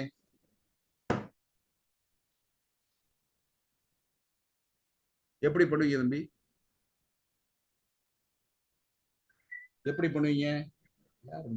செத்தவங்க மேல சார்ஜ் அபேட் ஆயிரும் சார். நீங்க அக்யூஸ் இருக்கு, சார்ஜ் ஷீட்ல பேர் இருக்கு, 7வது எதிரி 3வது சாட்சி மண்டையில் கட்டையால் அடித்தான். நீங்க ஆர்டர் ரேங்க் என்ன பண்ணீங்கிறது கேள்வி. நிறைய கோர்ட்ல என்ன பண்ணாங்கன்னா தப்பா பண்ணாங்க. அவங்க ஒருத்தர் அக்யூஸ் ரேங்க மேல கொண்டு போயிடுறது. குற்றப்பத்திரிகையில் என்ன இருக்கோ அதை பண்றது இல்ல, சார்ஜில் என்ன இருக்கோ அதை பண்றது இல்ல. சாவ இவங்க அக்யூஸ் குறைச்சிடுறது, A1 A2 A3 மாத்துறது. இதனால சார் இந்த ப்ரொவிஷன் 34B படிக்க தம்பி. யாராவது ஒருத்தர் படிங்க தம்பி, யாராவது ஒருத்தர் படிங்க. யார் படிக்கிறது?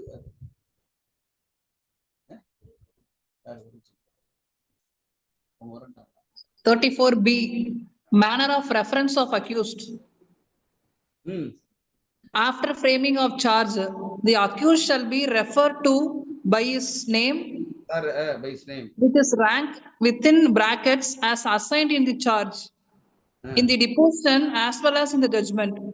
The rank of the accused as assigned in the charge shall not be changed even in the event of his death or abscondence or for any other cause. இப்ப என்ன தெரிஞ்சுக்கிட்டீங்க? ஒரு சாட்சி ஒரு எதிரி இறந்து விட்டதுனாலயோ ஒரு எதிரி ஓடி போயிட்டாங்கிறதுனாலயோ வேற என்ன காரணங்களுக்காகவோ அந்த லிஸ்ட்ல இருக்கிற அவனோட ரேங்க மாத்திரக்கூடாது. எதனால? இப்ப குற்றப்பத்திரிகையில் என்ன இருக்கும்? குற்றப்பத்திரிகையில் கண்ட 7வது எதிரியானவர் 3வது சாட்சி கட்டையில் கம்பியால் அடித்து கொடுக்காயப்படுத்தியதாக 326 இருக்கும். இப்ப 7வது எதிரி இறந்து போயிட்டான். இப்ப 8வது 7வது எதிரியா கொண்டு போனா என்ன ஆகும்? இது மாதிரி என்ன பிரச்சனைகள் வந்தது? அதற்காகத்தான் 2019 குற்றவியல் விசாரணை நடைமுறை விதியை ஏற்றும் போது 34B ஒரு பிரிவு அதுல கொண்டு வந்தாங்க. இதெல்லாம் வந்து தொழில் முறையில் ஏற்பட்ட சிக்கலுக்காக வந்தது. இப்ப ஃப்ரேமிங் ஆஃப் சார்ஜ படிங்க. யாராவது ஒருத்தர் படிங்க. யார் படிக்கிறீங்க ஃப்ரேமிங் ஆஃப் சார்ஜ? 227 படிச்சாலும் சரி, 251 படிச்சாலும் சரி. யார் படிக்கிறீங்க? 251 படிங்க. 251 படிங்க. யார் படிக்கிறான்? ஃப்ரேமிங் ஆஃப் சார்ஜ் படிங்க தம்பி. யாராவது ஒருத்தர் படிங்க.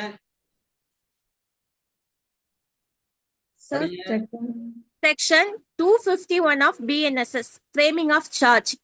Subsection 1.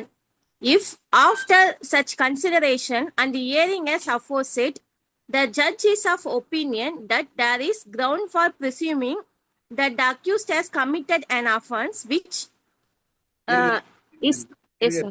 இருங்க நீங்க வார்த்தைக்கு வார்த்தை இந்த மாதிரி படிச்சு பார்க்கும்போது நல்லா பொருள் கொள்ளும்போது ரொம்ப ஜாக்கிரதையா பொருள் கொள்ளணும். If after such consideration and hearing the aforesaid, the judge's opinion that there is ground for presuming, அதாவது அவன் மேல குற்றம் சாற்று உணையலாம் என்று அனுமானித்தால், presuming that he has committed the offense, அவர் அந்த குற்றத்தை செய்திருப்பார் தோன்றுமானால், அடுத்து வாங்க. Is not exclusively triable by the court of session, he may frame a charge against the accused and by order transfer the case for trial to the chief judicial magistrate or any other judicial magistrate of the first class and direct the accused to appear before the chief judicial magistrate or the judicial magistrate of the first class on such date as he deems fit. And thereupon such magistrate shall try the offence in accordance with the procedure for the trial of warrant cases instituted on a police report. நல்ல வார்த்தை இருங்க அப்படியே report பண்ணோம். ஒரு மாவட்ட அமர்வு நீதிமன்றத்தில் விசாரிக்கத்தக்க வழக்குனா அது மாவட்ட அமர்வு நீதிமன்றத்துக்கு கமிட் செய்யப்படுகிறது. மாவட்ட அமர்வு நீதிபதி பண்ட்ல படிச்சு பாக்குறாங்க. பண்ட்ல படிச்சு பாக்குறப்ப அது எக்ஸ்க்ளூசிவ்லி ட்ரைபல் வைஸ் செஷனா வரல.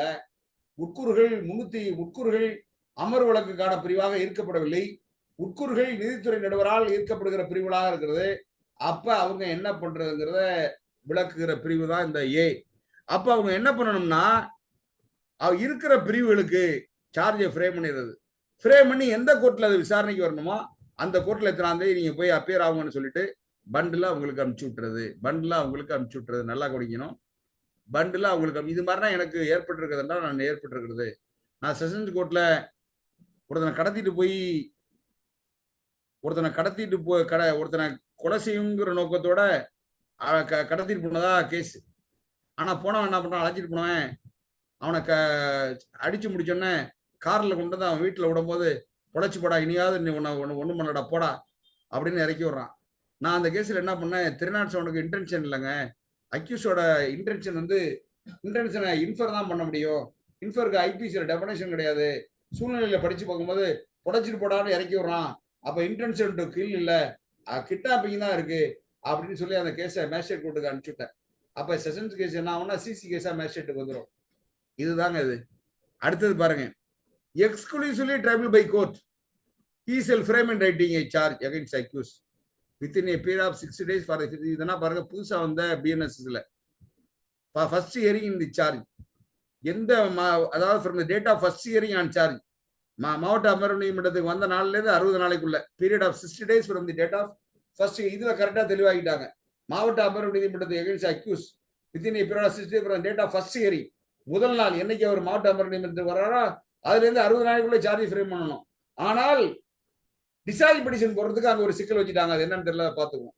இப்ப 251 புரியுதா நண்பர்களே? புரியுதா யோககிருஷ்ணன்? புரியுதா Yogakrishnan? Yes sir, clear sir, clear sir. Yes sir, clear sir. புரியுதா யோககிருஷ்ணன்?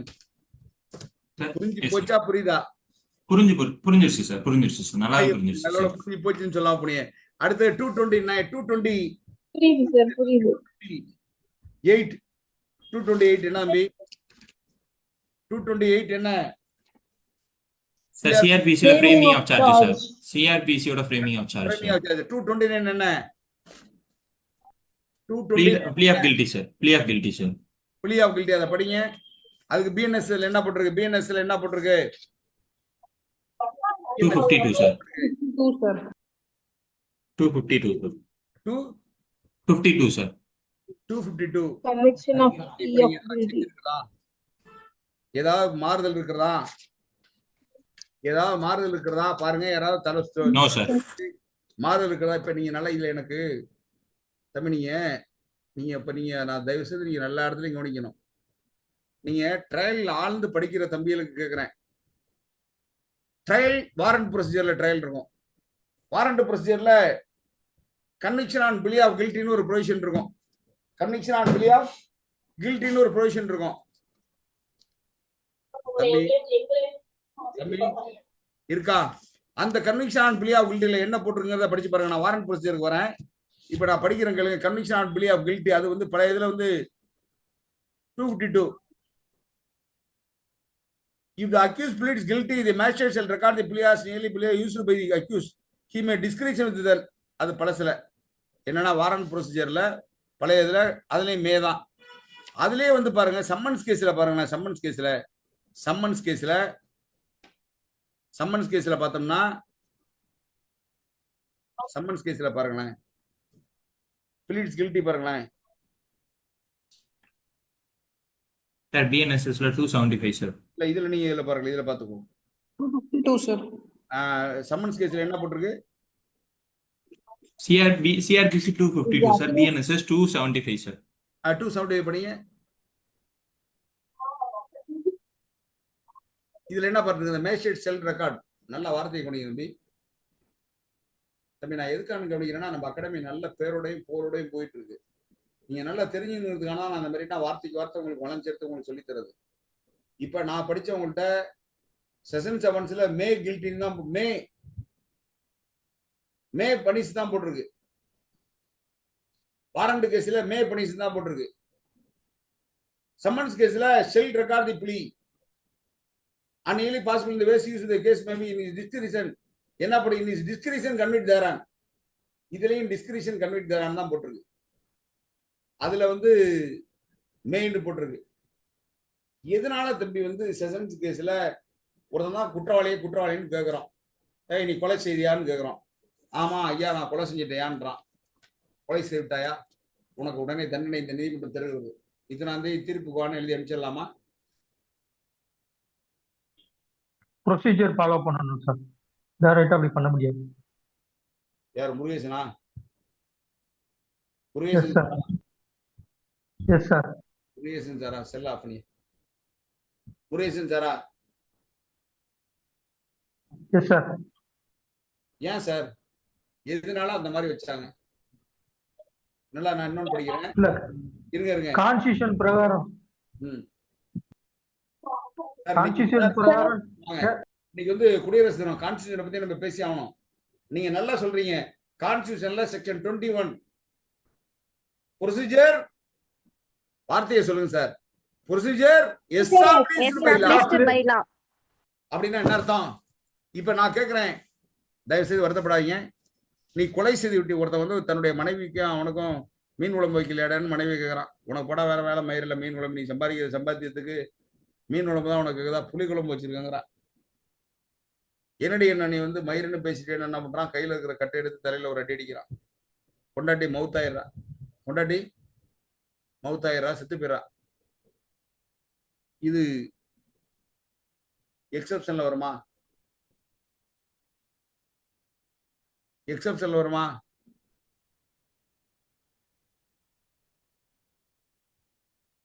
சடன் ப்ரொவகேஷன்ல கொண்டு வரலாம் சார்.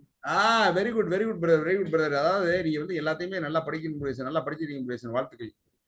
அதாவது எல்லாத்துக்குமே எக்ஸெப்ஷன் உண்டுங்க. ஏன் 324 எக்ஸெப்ஷன் இல்லையா? பழைய சிஆர்பி பழைய ஐபிசி 324 எக்ஸெப்ஷன் என்னன்னா 334 சடன் ப்ரொவகேஷன் வந்துடும். 324 இல்ல, ப்ரீவியஸ் கற்றுள்ள எல்லா ப்ரொவிஷனுக்குமே சடன் ப்ரொவகேஷன் வந்துடும். இப்ப சடன் ப்ரொவகேஷனுக்கு என்ன தண்டனை? லைஃபா? இப்ப ஒரு ஏழையை கேட்டா என்ன பண்ணுவான்? நீ கொலை பண்ணியான்னு கேட்டா என்ன பண்ணுவான்? நான் கொலை பண்ணிட்டு தான் சொல்லுவான். எந்த போலீஸ் பிரிச்சு நீ 304 பார்ட் 2ல போட்டிருக்குன்னு எந்த போலீஸுங்க சார்ஜ் ஷீட் எழுதுது சார்? எந்த போலீஸ் சார் எழுதுது? ஏதாவது நல்ல போலீஸ் ஆபீசர் இருந்தாங்கன்னா எழுதுவாங்க. ஒரு போலீஸ் ஆபீசர் இருந்தார் நார்தன் ஸ்டேட்டுக்காரர், நம்ம தமிழ்நாட்டில் இருந்தார். மதுரையில ஒரு பொண்ணு வந்து அவங்க அப்பா நைட்டு 1 மணிக்கு கற்பழிக்க போவான். பக்கத்துல கிடந்த கத்தி எடுத்து அந்த பொண்ணு அவன் வயிற்றுல குத்திரும். எக்ஸப்ஷன்ல இருந்து அந்த பொண்ணை அவுத்து விட்டார், ரிமாண்ட் பண்ணல, கேஸ் ஒண்ணு இல்லாம பண்ணார். அது மாதிரி நபர்கள் இருக்கிறார்களா? ஐயோ 302 சாட்சி சொல்லாட்டினாலும் சொல்ல வச்சிடணும்.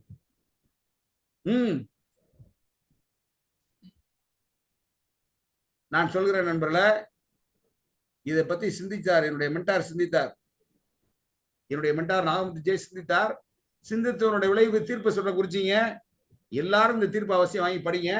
2016 மெட்ராஸ் லா ஜேர்னல் கிரிமினல் பக்கம் 378. 2016 4 மெட்ராஸ் லா ஜேர்னல் கிரிமினல் பக்கம் 318, பக்கம் 378. ஜஸ்டிஸ் நாகம் தையான் பாரதிதாசன் ஜி. இதை எடுத்து போட முடியுமா பிரதர் உங்களால? பிரதர் உங்களால எடுத்து போட முடியுமா? 1 minute சார். அது சொல்லுங்க சார். இந்த Gopal versus inspector of police, Gudalur Nilgiri district. Gudalur Nilgiri district. Gudalur Nilgiri district. Gudalur Nilgiri district. Sir year sir 2016. 4 Madras law journal criminal 378.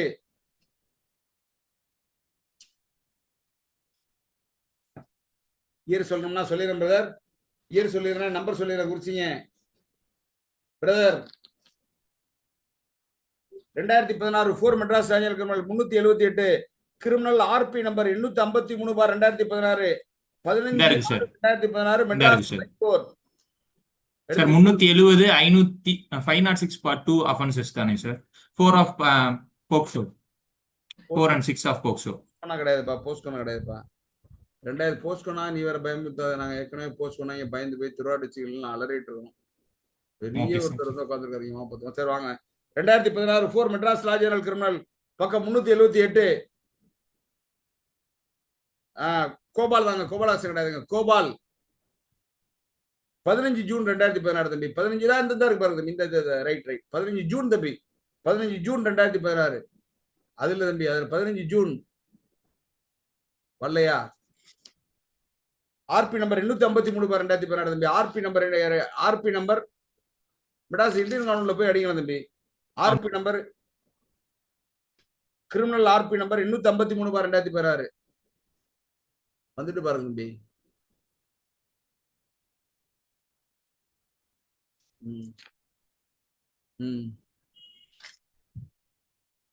இது மெட்ராஸ் கேஸ் தம்பி. நீங்க மதுரை எடுத்துறீங்க. சரி தம்பி, நான் படிக்கிறேன் கேட்டுங்க தம்பி. நான் படிக்கிறேன் கேட்டுங்க. இதுல என்னுடைய மென்டார் SNJ என்ன சொல்றாங்க படிக்கிறேன். ஒரு கொலை வழக்குல ஒரு பாமரன், ஒரு ஏழை, அந்த ஏழையை கூப்பிட்டு கேட்கறாங்க, குற்றவாளியா? ஆமா ஐயா, நான் கொலை பண்ணிட்டேன். இப்ப அவனுக்கு தண்டனை கொடுக்க முடியுமா? தண்டனை ஆயுள் தண்டனை கொடுத்தது சரியா? இது நீதியரசர் SNJ வரும். சட்டத்தை வந்து நம்ம முன்னிலையில் நிற்கிற மனிதன் யார், அவன் என்ன ஜாதி, என்ன மதம்னு பார்க்க கூடாது. அவன் மனிதனா, அவனுடைய வழக்கு பேக் டிராப் என்ன, இதைதான் பார்க்கணும் நீதிபதிகள். எதுக்குற நிக்கிற மனிதன் வந்து மனிதனா, அவன் நீதிபதியா, அவனுடைய பேக் டிராப் என்ன, இதை அது மாதிரி என்னுடைய மென்டார் அதுல கண்கருத்துமாக இருந்தார், கவனமாக இருந்தார். ஒரு கிராமத்து விவசாயி அட்மிட் பண்றதுனால அவனை கன்விக்ட் பண்ணிட முடியுமா? கிராமத்தின் கடற்கோடியில் இருக்கிற விவசாயிக்கு சட்டம் தெரியுமா? 304 2 நான் தெரியுமா? 304 part 1 நான் தெரியுமா? part 2 நான் தெரியுமா? சிந்திச்சார். சிந்தித்து ஒரு நுழைவு இந்த தீர்ப்பில் எழுதுறார், படிக்கலாம். Accused revision petitioner was charged with offense punishable under section 302 code. Accused pleaded guilty when asked by trial court to opt either for trial or pleaded guilty. Trial court convicted and sentenced accused on said plea of guilt made by him. Challenging conviction and sentence. Petitioner has filed revision whether conviction and sentence imposed on accused by trial court based on his plea of guilt justified. Before acting solely on plea of guilty, அவன் குற்றத்தை ஒத்துக்கொண்டதாலே நீதிமன்றம் செயல்பட முடியுமா? Court should be fully satisfied that the accused had understood nature of charge. அவன் தன் மீது சுமத்தப்பட்ட குற்றச்சாட்டை புரிந்து கொண்டானா? leveled against him. When accused without knowing pleads guilty, there is a danger of conviction for him for offense that he has not committed. Mitigating circumstances may not be brought on record when court simply acts upon plea of guilty without judging proportionate quantum of sentence to be imposed. If disproportionate sentence is imposed upon accused by court, it may amount to injustice. In cases where capital punishment is provided for, court may use its discretion to proceed with the trial, calling upon prosecution to prove charges. Trial judge ought to have acted on plea of guilty, and instead he ought to have proceeded with the trial of cases. Trial judge has exercised discretion, not judicially, but unconsciously, in arbitrary manner. இதோட என்ன வார்த்தையை போடுறது? Not judicially, but unconsciously, in arbitrary manner, conviction and sentence imposed on division petitioner set aside, cash back to remitted to trial court for holding fair trial in accordance with the law சொல்லி கொடுத்தார். இந்த தீர்ப்புல தான் எழுதுவார், கடை கோடியில் இருக்கிற ஒருவனுக்கு எப்படியா தெரியும் 302ல எக்ஸெப்ஷன் இருக்குன்னு எப்படியா தெரியும், 302 என்னன்னு தெரியுமா, 304 என்னன்னு ஃபாரன் என்னன்னு தெரியுமா அப்படின்னு சொல்லி 15ல டிஸ்கஸ் பண்ணுவார். நான் சொல்லிக்கிட்டே போலாம். இப்ப இந்த தீர்ப்பு அவசியம் புரிஞ்சுங்க. இதுக்கப்புறம் நிறைய தீர்ப்புகள் வந்திருக்கிறது. அந்த தீர்ப்புக்கு சொந்தக்காரன் என்னுடைய தம்பி கருப்புசாமி பாண்டியன், மதுரை ஹைகோர்ட்ல உங்கள்கிட்ட எல்லாம் கிளாஸ் வந்து எடுப்பார் அடிக்கடி. அவன் என்னுடைய சகோதரன் கருப்புசாமி பாண்டியன். அவர் மதுரை உயர்நீதிமன்றத்துல அற்புதமான 2-3 தீர்ப்புகள் வாங்கியிருக்கிறார். 2018 2 லா வீக்லி கிரிமினல் பேஜ் 643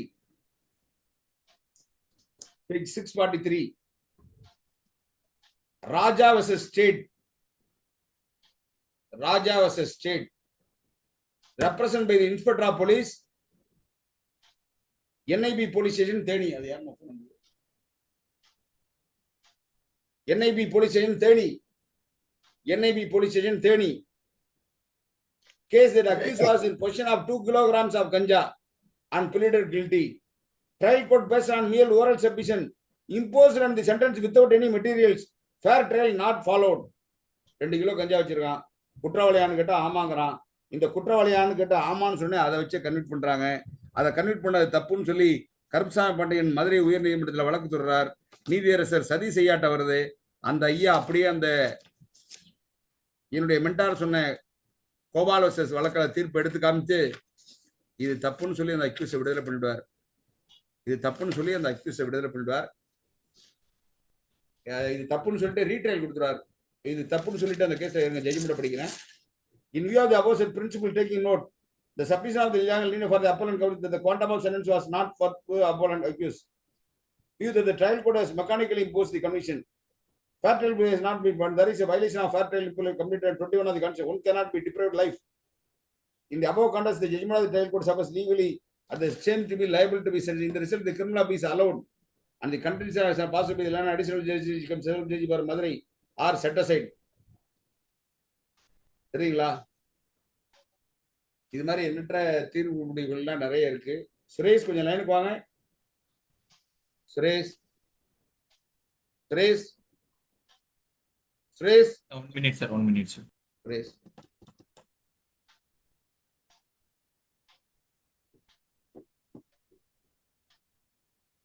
இது மாதிரி நிறைய தீர்ப்புகள் நீங்க வந்து படிக்கத்தான் உங்களுக்கு தீர்ப்புகள் உங்களுக்கு வசமாகும்.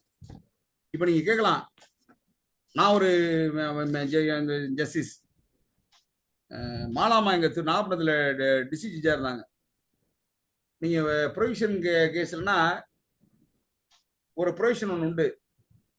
3 குற்றங்களுக்கு மேல தண்டனை இருந்தா அவங்கள 6 மாசம் கோர்ட் வந்து 3 குற்றங்களை ஒத்துக்கிட்டு அவங்க ஃபைன் கட்டிட்டாங்கன்னு வச்சுக்கலாம். 3 குற்றங்களை அவங்க ஃபவுண்ட் கில்ட்டின்னு முடிவு பண்ணாங்கன்னா 3ஆவது குற்றம் முடிஞ்சு என்ன பண்ணுவாங்க, போலீஸ்காரன் ஒரு தாளம் நீட்டுவான் ஜட்ஜ்மெண்ட் சொல்றப்ப அவங்கள வந்து இந்த ஊரை விட்டு போக சொல்லணும்னு. அப்ப 6 மாசம் ஊரை விட்டு அதாண்ட போயிருக்கணும்னு சொல்லி உத்தரவு போடுறதுக்கு அதிகாரம் இருக்குது யாருக்கு, சம்பந்தப்பட்ட நீதிபதிக்கு. அது மாதிரி போட்டாங்க 6 மாசம். அந்த மாதிரியான சூழ்நிலையில் 2 ஒரு வழக்கு வந்துச்சு. நான் அப்பீல் போட்டேன். அப்பீல் என்னுடைய கிரவுண்ட் என்னன்னா, ஒரே நாள்ல பிடிச்சது, ஒரே நாள்ல எஃப்ஐஆர், ஒரே நாள்ல குற்றப்பத்திரிகை, ஒரே நாள்ல கோர்ட்ல குற்றப்பத்திரிகை தாக்கல் பண்ணது, ஒரே நாள்ல ஃபைல் கெடுத்தது, ஒரே நாள்ல கொஸ்டின் கேட்டது, ஒரே நாள்ல போட்டது அப்படின்னு சொல்லி அதுக்கு பல தீர்ப்புகளை நாகப்பட்டினம் மாவட்ட அமர்வு நீதிமன்றத்தில் கொடுத்தோம். சென்னை உயர்நீதிமன்றத்தில் நீதியரசராக இருந்த மாலாமா என்ன பண்ணாங்க, சிரிச்சுக்கிட்டே ரீட்ரையல் கொடுத்தாங்க. அதனால குற்றத்தை ஒத்துக்கொண்டதாலே ஒருவனை குற்றவாளி என முடிவு செய்ய முடியாது. தன் முன்னால் இருக்கிற இதை பார்க்கணும். அடுத்தது பாருங்க, இது Satishkumar Jayathan criminal appeal number 291/2001 2021 M Ramamurthy versus inspector of police NIBCID Salem. இதுல ரீட்ரையல் ஆர்டர் பண்ணிருப்பாரு ஐயா. இதே சதீஷ்குமார் ஐயா இதுல ரீட்ரையல் ஆர்டர் பண்ணிருப்பாரு. இதுவும் நம்ம அருமை தம்பி கருப்பசாமி பாண்டியன் கேஸ் தான். எத்தனை பேர் லைன்ல இருக்காங்க? சுரேஷ், யோகேஷன் எத்தனை பேர் லைன்ல இருக்காங்க? 104 பேர் சார். எத்தனை பேர் லைன்ல இருக்காங்க? 103 சார். சுரேஷ், கிளாஸ் இன்னொரு நாள் கண்டினியூ பண்ணியோமா? இப்ப முடிப்போமா? ஸ்பீடா போய் இன்னொரு நாள் கண்டினியூ பண்ணுவோனே. ஓகே ஓகே, நல்லா இருந்ததுன்னா இன்னொரு நாளைக்கு கண் பண்ணுங்க. எல்லார்ட்டையும் கருத்து கேட்டுங்க. சரிங்கண்ணா சரிங்கண்ணா சரிங்கண்ணா. எல்லார்ட்டையும் கருத்து கேட்டுங்க. கண்டினியூ பண்ணலாம் சார். முடிச்சிருவோம் கிளாஸை. 2:20 விட இருக்கட்டும். 2:30 இருந்து இன்னொரு நாளைக்கு எடுத்துக்குவோம். என்ன சுரேஷ்? சுரேஷ் ஓகேண்ணா ஓகேண்ணா ஓகேண்ணா ஓகேண்ணா. யாராவது பேச சொல்லுங்க முடியும். சாரி நண்பர்களே, 2 மணி நேரம் கடந்து விட்டது. எனக்கு நாளைக்கு வேலை நாட்கள் என்பதால் நிறைய கிளைண்ட் என்ன பார்க்கறதுக்கான காத்துக்கிட்டு இருக்காங்க. அதனால நான் இன்றைய தேங்க்யூ சார். நாளைய இந்த எனக்கு டைம் கிடைக்கிறப்ப எந்த லீவ் நாளையாவது கண்டிப்பாக விரைவில் எடுத்து விடுவேன். அதனால அந்த வகுப்பை பற்றி யாரேனும் கருத்து கூற வேண்டும் என்றால் கருத்து கூறலாம். உங்களுடைய கருத்துக்களை பதிவிடலாம். ரொம்ப தேங்க்ஸ் சார். ராஜலட்சுமி அம்மாவா, நன்றி நன்றி. கலையரசி நன்றி. மகாராஜன் நன்றி. Thank you, sir. Thank you so much, sir. மகாராஜன் நன்றி. மகாராஜன் Thank you so much sir. Wonderful class sir. Gunasekaran நன்றி. Thank you, sir. பாக்கியலட்சுமி நன்றி. Thank you, sir. எல்லாரும் ஈரோடு திரியான சம்பந்தம். யுகநது நன்றி. சந்திரசேகர் நன்றி. சார் வணக்கம் சார். ரொம்ப ரொம்ப அருமையா இருந்தது சார். ரொம்ப நன்றி ரொம்ப நன்றி. உங்க எல்லாருடைய ஒத்துழைப்பு இருக்கிறவர்களுக்கு ஆண்டவன் எனக்கு அருளையும் உடல் செல்வத்தையும் தர்றப்ப வரைக்கும் நான் வந்து ஆண்டவனுக்காக உங்களுக்காக என்னுடைய அன்பு நண்பர் தொடர்ந்து நீண்ட ஆயுளோட இருக்கணும் சார். என்னப்பா? நீண்ட ஆயுளோட இருக்கணும் நீங்க. ரொம்ப நன்றி ரொம்ப நன்றி ரொம்ப நன்றி ரொம்ப நன்றி. வெங்கடேசன் நன்றி சார். நன்றி சார் வெங்கடேசன் சார். அகிலன் நன்றி சார். பாரதி நன்றி சார். நன்றி சார். நன்றி சார். பாட்டீஸ்வரி நன்றி சார். நன்றி. உங்களுக்கு என்ன நான் எப்படி வார்த்தையால் நன்றி சொல்றதுன்னு தெரியல.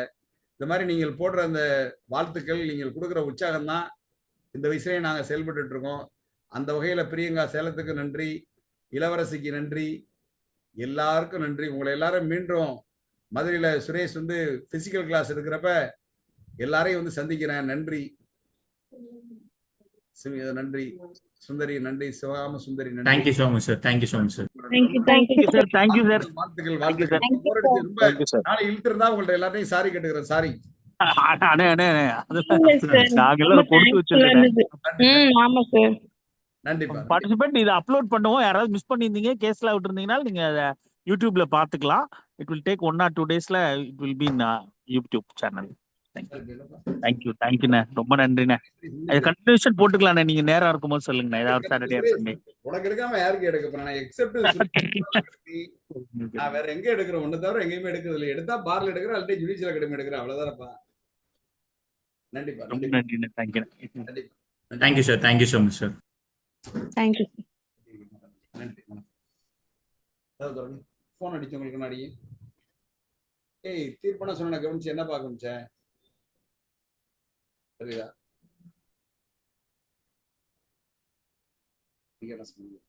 நிறைய எல்லாம் போட்டு